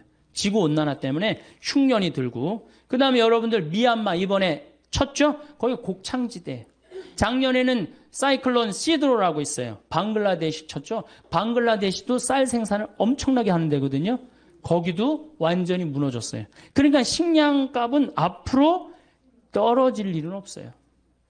뛰면 뛰었지 떨어질 일은 없어요. 그러니까 우리가 점점 다른 나라의 석유 때문에 스트레스를 받듯이 뭐 때문에 스트레스 받아? 식량. 밀값도 지금 뛰었죠. 옥수수 값도 뛰었죠. 콩값도 뛰었죠. 더욱이 이 중국하고 인도가 문제예요. 중국하고 인도가 중국은 내륙 지방은 그동안 두 끼밖에 안 먹었대요. 배가 고파갖고. 먹을 게 없어갖고. 근데 경제가 나아지면서 세 끼를 먹기 시작하는 거야. 이게 13억이 두 끼 먹다가 세 끼 먹는다고 생각을 해봐요. 그래서 여러분들 중국은 지금 1년에 5천만 톤을 수입을 합니다. 5천만 톤이면 얼마냐면 1억 5천만 명 먹을 걸 수입하는 거예요. 이제 중국 자국에 있는 식량 수출 안 합니다. 다 못하게 하잖아요. 베트남도 자국에 있는 쌀 수출합니까? 안 합니까? 못하게 해요.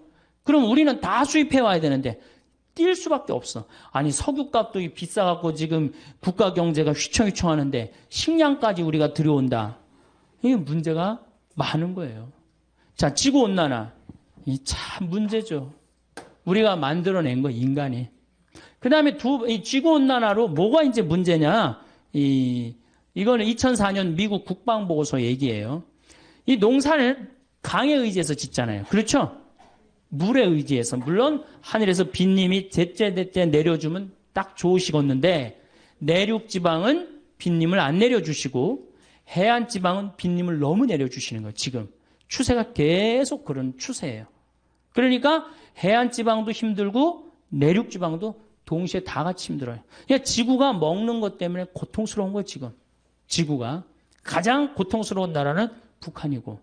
근데 이게 이제 자기네 나라를 개방하면 정말 북한의 고통스러운 거 우리가 볼 수 있을 거예요.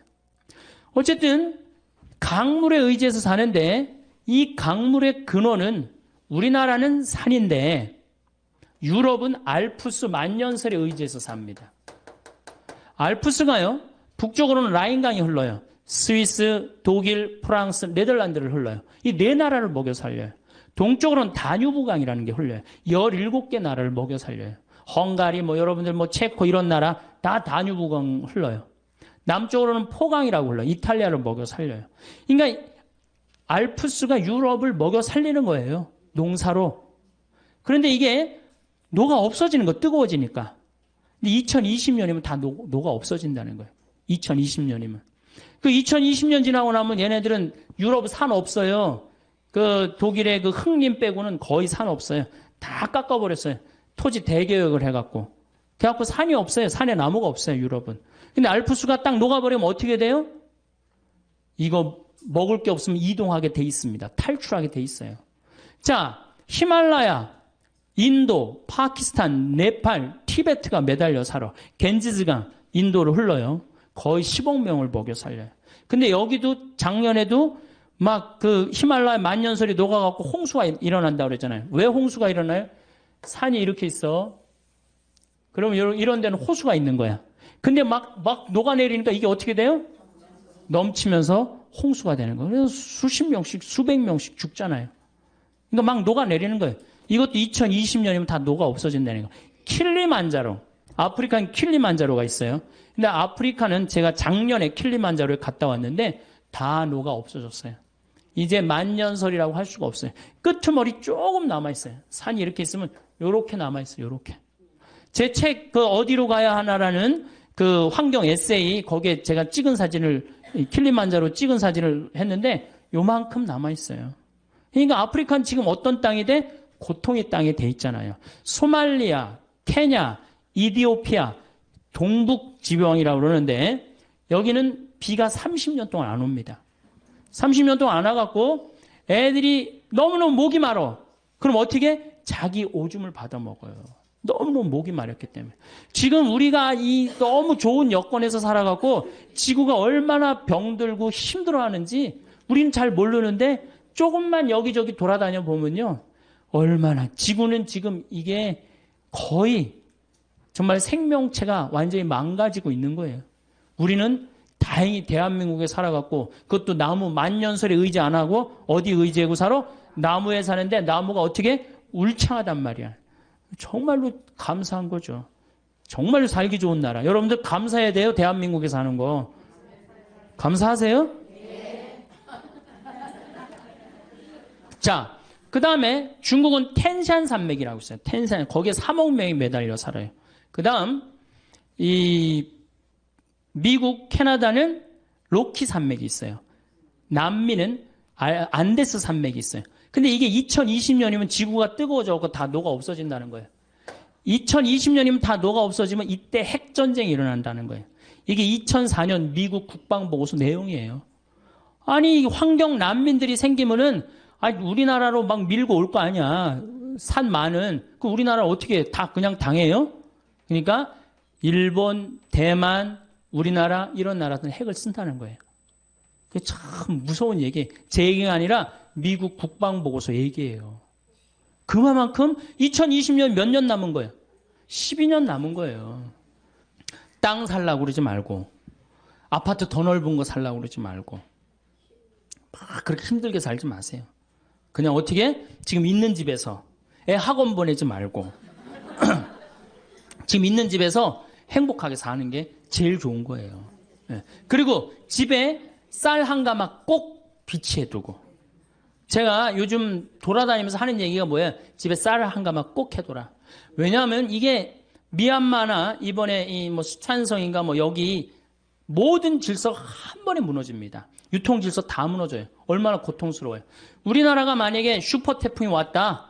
슈퍼 태풍이 왔고 서해안으로 재수없이 밀고 들어왔고 서울을 쳤다. 그러면 여러분들 유통 질서 무너지면은 얼마나 먹을 게 남아 있을 것 같아요?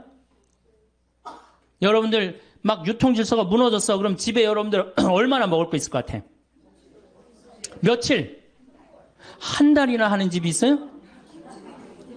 조사를 해보니까 2주 이상 넘기는 집이 없어요. 2주 이상. 그러니까 쌀 한 가마씩 오늘 집에 갖고 한 가마씩 다 사다가 놔둬요. 그리고 고추장, 된장 이렇게 좀 사놓고 그래갖고 갑자기 유통질서 무너졌을 때 어떻게? 밥 줘서 고추장 비벼 먹고 전심 땐 된장 비벼 먹고 이렇게 하셔야 돼요. 자, 보십시오. 우리나라 지금 저 산에 있는 저수량이 180억 톤이에요. 180억 톤이라고 하면 팔당댐 아시죠? 팔당댐이 저수량이 정확하게 2억 7,500만 톤이에요. 그러니까 팔당댐 몇 개가 있는 거야? 60개가 우리는 어디에 있어요? 산에 있는 거예요. 2020년에 가장 경쟁력이 있는 나라는 어느 나라? 대한민국이에요. 에너지만 좀 절약하고 식량만 우리가 확보되면요, 우리나라 정말로 살기 좋은 나라예요. 국민들 성실하고 물건 잘 만들고 애들 착하고 얼마나 좋아요.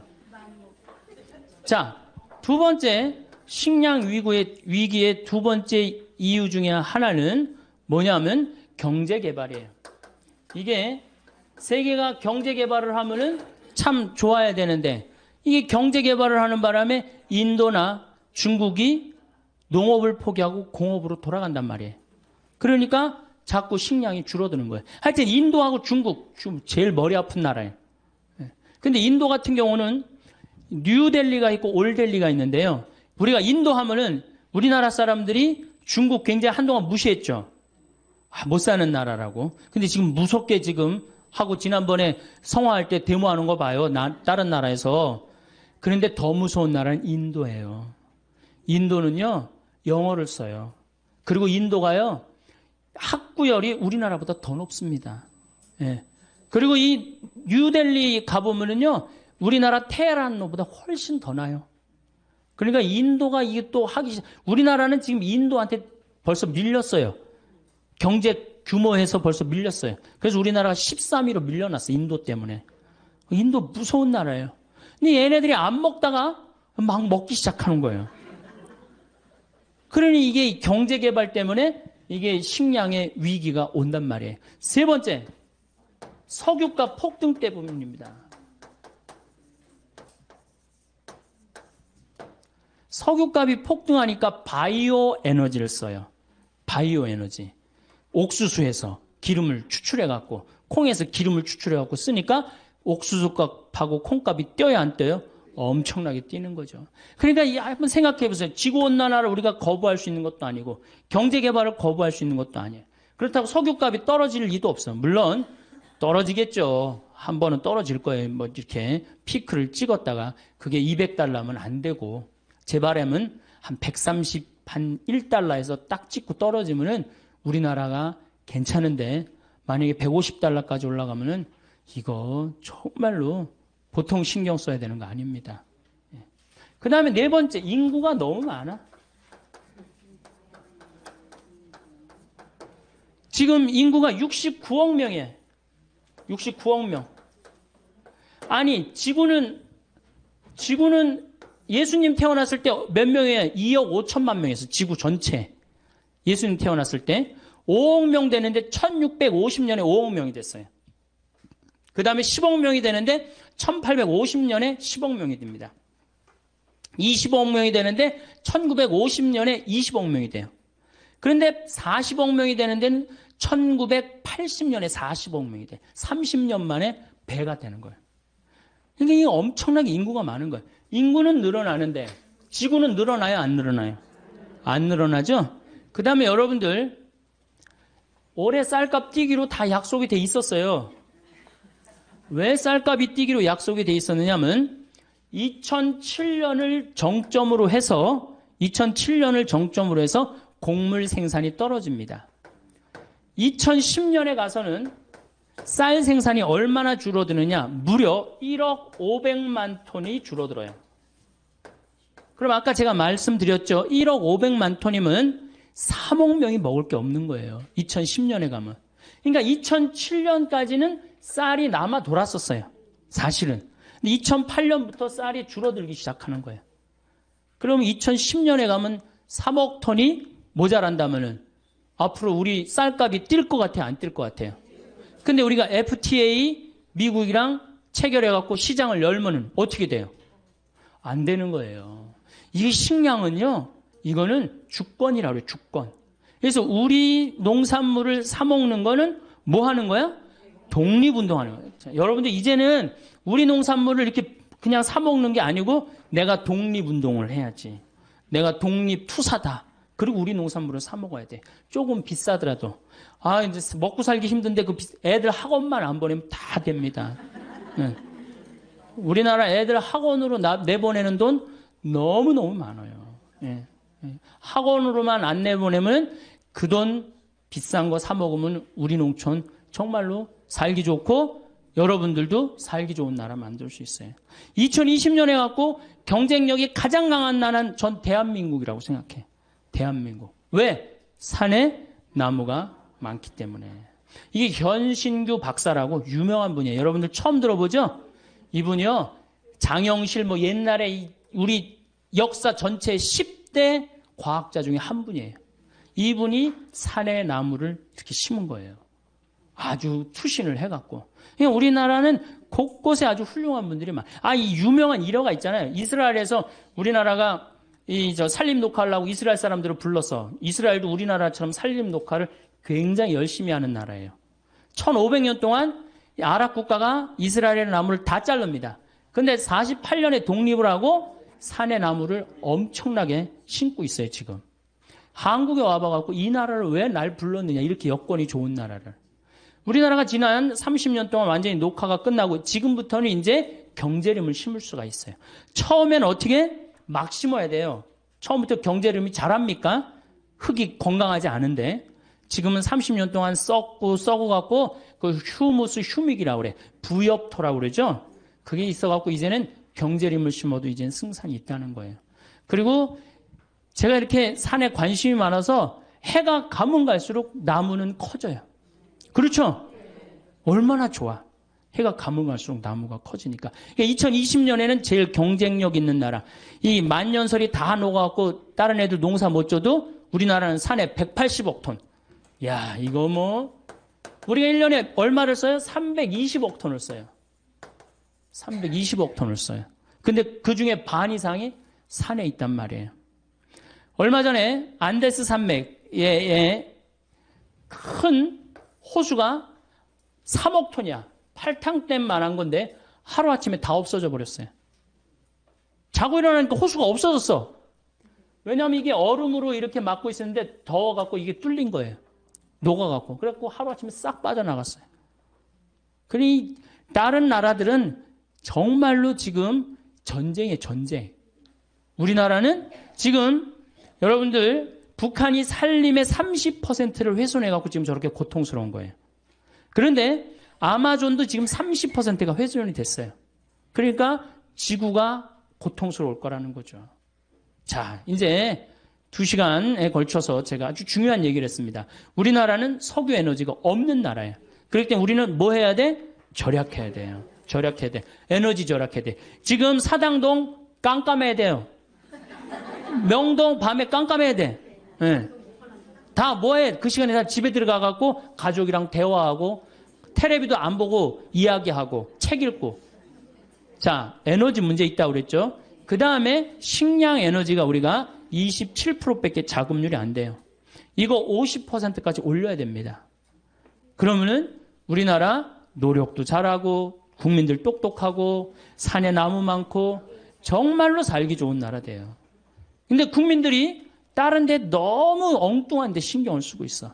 땅값, 애 학원, 이게 소, 이런 거 신경 쓰지 말고 제일 신경 써야 되는 건 석유와 식량이에요. 석유는 우리가 절약하는 수밖에 없고 식량은 자급률을 높이는 수밖에 없어요. 음식 쓰레기 1년에 17조 날리지 말고 정말로 그렇게 해서 여러분들 드신다면은 참 대한민국 좋은 나라고 아름다운 나라고 행복한 나라 되지 않을까 쉽습니다. 절대 치매 안 걸리는 사람들의 특징 5가지. 기억은 사라질 수 있지만 삶의 태도는 남습니다. 우리는 누구나 한 번쯤 이런 말을 들어봤습니다. 나도 나이 들면 치매 걸리는 거 아닐까? TV에서 치매 관련 뉴스가 나올 때마다 괜히 불안해지고 머리를 한번 쓸어내리게 되죠. 하지만 놀랍게도 치매를 예방하며 사는 사람들에게는 뚜렷한 공통점이 있습니다. 그들은 특별한 약을 먹지도 엄청난 운동을 하지도 않습니다. 단지 삶을 대하는 방식이 다를 뿐입니다. 오늘은 절대 치매 안 걸리는 사람들의 특징 5가지, 그리고 그들이 평생 맑은 정신으로 살아가는 비밀을 이야기해 보려 합니다. 1. 끊임없이 움직이는 사람. 치매는 단순히 뇌의 문제가 아닙니다. 몸이 멈추면 뇌도 멈춥니다. 움직임이 줄어드는 순간 뇌는 이 사람은 이제 쓸 일이 없구나 하고 스스로 기능을 줄여버립니다. 그래서 절대 치매 안 걸리는 사람들은 가만히 있지 않습니다. 그들은 특별히 운동선수처럼 움직이지 않아도 됩니다. 그저 계속 움직이는 것을 멈추지 않습니다. 아침에 일어나면 집안을 한 바퀴 돌며 정리하고, 장 보러 갈 때 일부러 걸어서 나가고, 텃밭을 가꾸거나 반려식물을 돌보는 식으로 늘 몸을 씁니다. 움직임은 곧 생명력입니다. 움직이는 사람은 생각이 흐르고 감정이 순환합니다. 반면 하루 종일 누워있거나 앉아서 스마트폰만 보는 사람은 몸도 마음도 그리고 뇌도 점점 굳어갑니다. 60대 한 어르신이 이런 말을 했습니다. 내 다리가 내 의사보다 나를 더 오래 살게 해줬어. 움직인다는 건 단순한 신체 활동이 아니라 삶에 참여하고 있다는 메시지를 내 뇌에 보내는 일입니다. 뇌는 움직이는 사람을 늙게 두지 않습니다. 움직이는 한 생각도 살아 있습니다. 2. 새로운 것에 도전하고 배우는 사람. 뇌는 근육과 같습니다. 쓰면 강해지고 안 쓰면 약해집니다. 절대 치매 안 걸리는 사람들의 2번째 특징은 끊임없이 배우는 태도입니다. 이들은 나이를 핑계로 멈추지 않습니다. 내 나이에 무슨 새로운 걸 해? 이런 말 대신 이렇게 말합니다. 이 나이니까 더 배워야지. 그들은 새로운 악기를 배우거나 스마트폰으로 사진을 찍어보거나 요리를 배우거나 외국어에 도전합니다. 중요한 건 결과가 아니라 도전 그 자체입니다. 70세에 피아노를 배우기 시작한 분이 있었습니다. 처음엔 손이 굳고 악보가 어려워서 몇 번이나 포기하고 싶었다고 합니다. 하지만 그분은 이렇게 말했습니다. 피아노가 내 손을 훈련시킨 게 아니라 내 머리를 살렸어요. 새로운 걸 배우면 뇌는 스스로 연결고리를 다시 만듭니다. 이걸 신경가소성이라고 합니다. 즉, 나이를 먹어도 뇌는 계속 새로워질 수 있다는 뜻입니다. 한 번도 해보지 않은 일을 해보세요. 실패해도 괜찮습니다. 당신의 뇌는 이미 그 순간 젊어지고 있습니다. 3. 긍정적인 면을 잘 보는 사람. 치매는 단순히 뇌세포가 죽는 질병이 아닙니다. 그건 마음이 굳어버린 병이기도 합니다. 절대 치매 안 걸리는 사람들의 공통점은 마음이 부드럽다는 겁니다. 그들은 늘 세상의 긍정적인 면을 봅니다. 예를 들어 비가 오면 이렇게 말하죠. 오늘은 공기가 깨끗하겠네. 반면 부정적인 사람은 또 비야. 귀찮아 죽겠네. 이 차이가 사소해 보이지만 뇌는 긍정적인 생각을 할 때마다 도파민과 세로토닌을 분비합니다. 이 2가지는 뇌세포를 보호하고 기억력을 유지하는 데 중요한 역할을 합니다. 반대로 부정적인 감정, 분노, 원망은 코르티솔이라는 스트레스 호르몬을 분비합니다. 이건 뇌의 해마를 공격해 기억력을 떨어뜨립니다. 결국 마음의 습관이 뇌 건강을 좌우하는 겁니다. 항상 웃고 감사하고 여유로운 사람일수록 뇌가 건강하게 오래갑니다. 그들은 인생을 불평보다 감사로 채웁니다. 나이 들어서 생긴 주름은 괜찮아요. 웃으면서 생긴 주름은 오히려 뇌의 훈장 같아요. 마음을 어떻게 쓰느냐가 곧 뇌를 어떻게 쓰느냐입니다. 긍정적인 사람은 절대 치매에 쉽게 잡히지 않습니다. 4. 사람들과 감정 교류를 자주 하는 사람. 치매를 예방하는 데 가장 강력한 약이 있습니다. 바로 사람입니다. 사람과 대화하고 웃고 공감하는 시간은 뇌의 여러 부위를 동시에 활성화시킵니다. 그래서 혼자 사는 사람보다 사람들과 자주 어울리는 사람이 훨씬 치매에 강합니다. 대화는 단순히 말을 주고받는 게 아닙니다. 상대의 표정을 읽고, 감정을 느끼고, 단어를 선택하며 수많은 뇌세포가 동시에 작동합니다. 어떤 연구에 따르면 매일 10분 이상 사람과 감정이 있는 대화를 나누는 사람은 그렇지 않은 사람보다 치매 발병률이 절반 이하로 떨어진다고 합니다.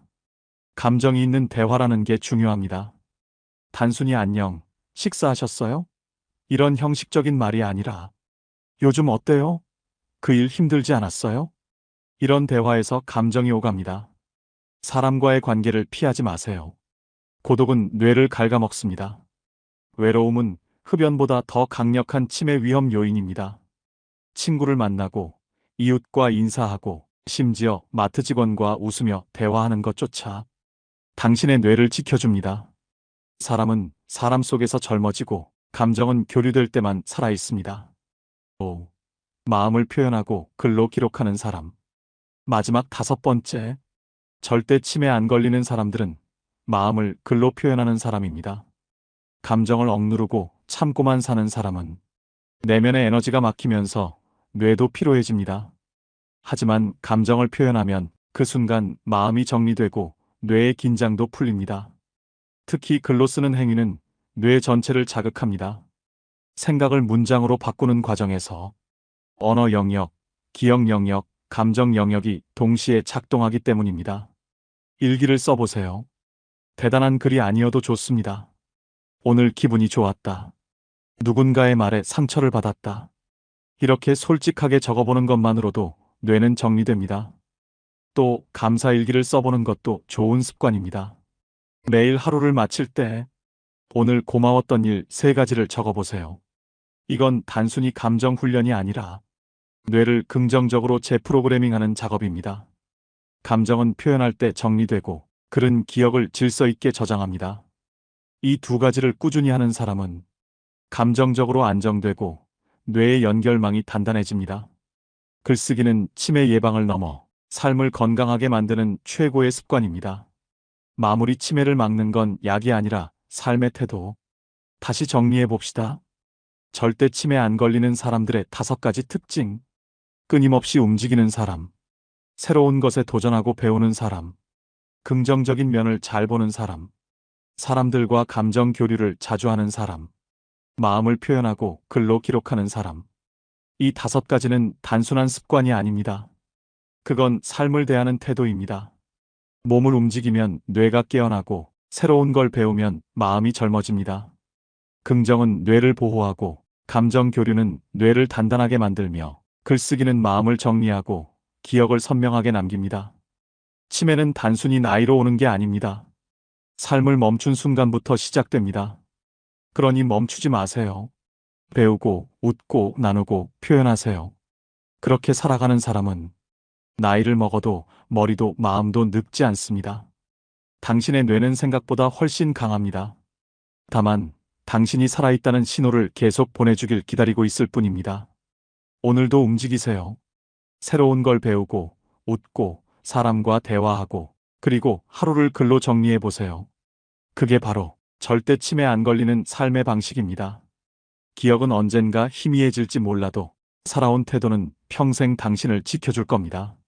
친구 없이도 잘 사는 사람들의 특징 5가지. 혼자라는 건 결핍이 아니라 이제야 내 인생이 나답게 정리되는 시간이다. 나이가 들수록 사람과의 관계는 점점 어려워집니다. 젊을 땐 그렇게 많던 친구들이 어느새 연락이 뜸해지고 어떤 이는 떠나고 어떤 이는 멀어집니다. 예전엔 그런 변화가 서운하고 외로웠는데 이제는 조금 다르게 느껴집니다. 아, 인생의 친구는 결국 나 자신이구나. 오늘은 친구 없이도 평온하고 단단하게 사는 사람들의 5가지 특징에 대해 이야기해 보려 합니다. 이건 단순히 혼자 사는 법이 아니라 누구에게도 휘둘리지 않고 내 인생을 온전히 살아내는 법이기도 합니다. 1. 연결보다 간격을 더 중시한다. 요즘 세상은 연결되어 있어야 행복하다고 말합니다. SNS 친구가 많고 단체 톡방이 여러 개면 외롭지 않은 사람처럼 보입니다. 하지만 진짜 평온한 사람들은 연결보다 간격을 더 중시합니다. 예를 들어 경기도 남양주에 사는 63세 윤정희 씨는 한때 마을에서 인매광이라 불렸습니다. 매일 모임이 있었고 동창회, 봉사 모임, 여행 모임까지 빠지지 않았죠. 그런데 몇 년 전 건강이 나빠지면서 억지로 사람을 만나던 일상을 멈췄다고 합니다. 그때 깨달았어요. 사람과 어울리는 게 즐거운 게 아니라 그냥 혼자 있으면 이상해 보일까봐 억지로 다닌 거였더라고요. 지금은 하루 대부분을 혼자 보냅니다. 아침엔 커피 한 잔 마시며 라디오를 듣고 점심엔 텃밭 가꾸고 저녁엔 일기 쓰면서 하루를 정리합니다. 그렇게 지내면서 오히려 마음이 훨씬 편해졌다고 합니다. 간격은 단절이 아닙니다. 그건 내 시간을 지키는 거리입니다. 너무 가까우면 상처받고 너무 멀면 정이 식습니다. 적당한 간격을 두면 관계가 훨씬 오래 갑니다. 진짜 어른의 관계는 붙잡는 관계가 아니라 존중하는 거리에서 자랍니다. 이 세상의 정답보다 자기만의 가치를 따른다. 젊을 때는 세상의 정답이 중요했습니다. 이 나이에 이건 해야지. 이 정도는 가져야 성공이지. 그런 말들이 늘 기준이 됐죠. 하지만 친구 없이도 잘 사는 사람들은 그 기준에서 벗어납니다.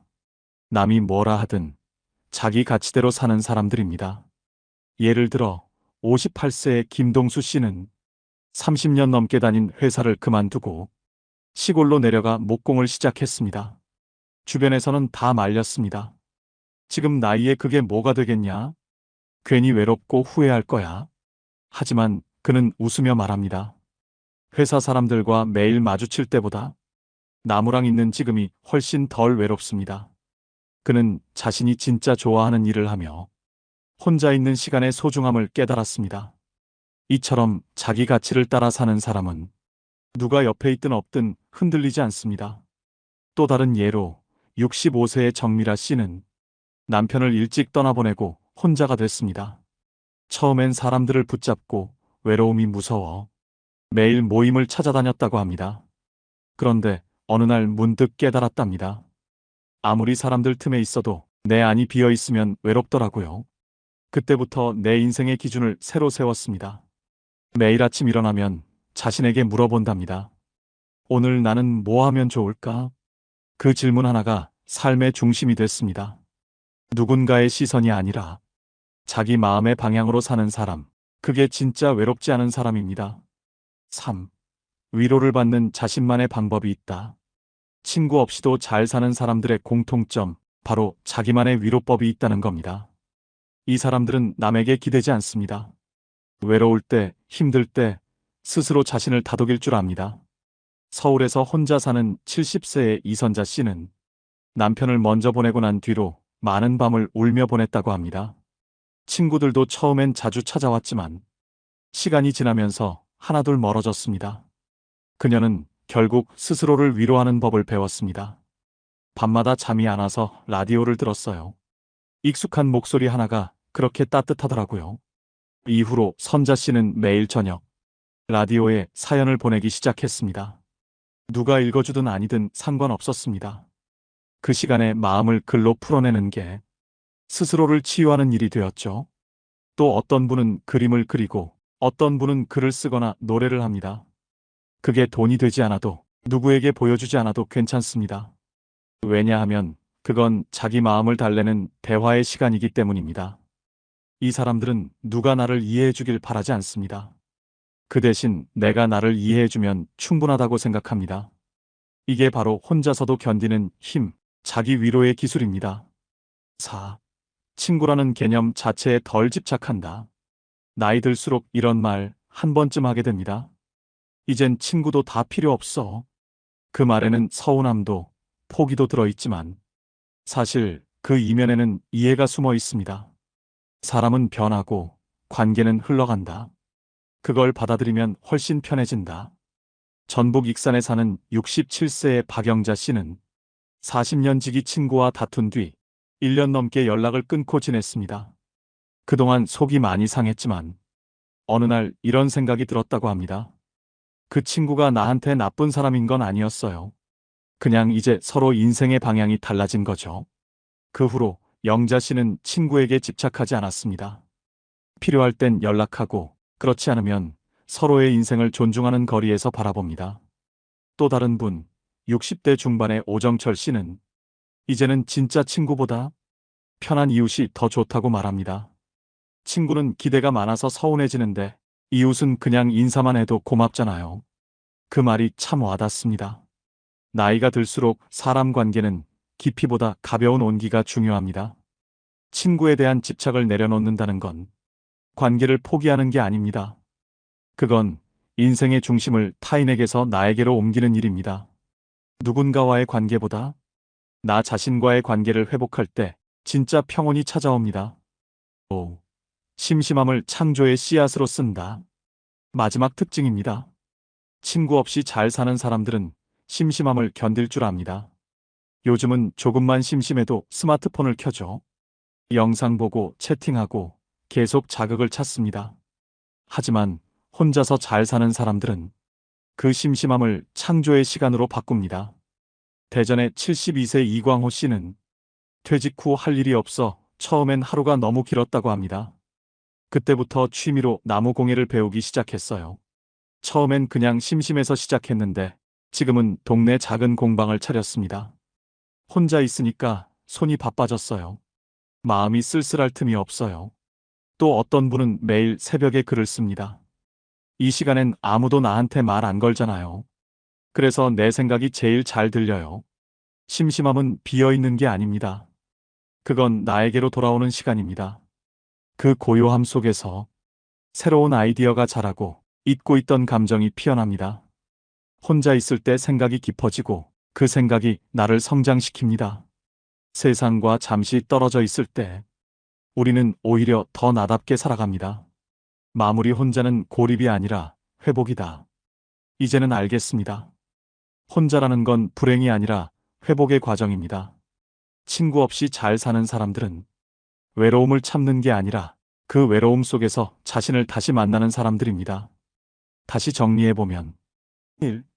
연결보다 간격을 중시하고 2. 세상의 정답보다 자기 가치를 따르며 3. 스스로를 위로할 줄 알고 4. 친구에 집착하지 않고 5. 심심함을 창조의 시간으로 씁니다. 이 5가지는 인생의 후반부를 평온하게 만드는 지혜입니다. 친구가 없다고 해서 인생이 허전한 게 아닙니다. 이제는 그 빈자리를 나 자신으로 채울 시간입니다. 혼자 있는 시간은 쓸쓸함이 아니라 성숙의 증거입니다. 사람이 많을 땐 시끄러워서 내 목소리가 안 들리고 혼자 있을 땐 조용해서 내 마음이 들린다. 이제 그 소리를 들어주세요. 당신의 인생은 여전히 아름답습니다. 그리고 혼자인 지금 그 아름다움이 더 깊어지고 있습니다. 인연을 끊어야 하는 친구의 특징 5가지. 좋은 인연은 내 마음을 자라게 하지만 나쁜 인연은 내 마음을 말려버린다. 살다 보면 이런 생각 한 번쯤 해보셨을 겁니다. 저 사람이랑은 더 이상 안 맞는 것 같아. 매번 만나면 기분이 나빠지는데 그래도 오래된 인연이니까. 그렇죠.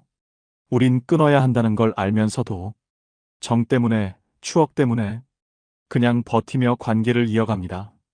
하지만 인생의 후반부에 들어서면 남보다 나를 먼저 지켜야 할 때가 옵니다. 오늘은 그 이야기를 해볼까 합니다. 이제는 인연을 정리해야 하는 친구의 5가지 특징. 이건 미움이 아니라 내 마음을 지키는 지혜입니다. 1. 당신의 에너지를 빼앗는 친구. 어떤 사람을 만나고 나면 이상하게 피곤할 때가 있습니다. 별말 안 했는데도 기분이 가라앉고 집에 돌아오면 한숨이 나오는 사람. 그런 사람이 있다면 그건 에너지 도둑일 가능성이 큽니다. 부산에 사는 62세 김정자 씨는 30년 지기 친구가 있었습니다. 늘 하소연이 끊이지 않았죠. 남편이 이래서 속상해. 자식이 저래서 힘들어. 정자 씨는 늘 들어주고 위로해 줬습니다.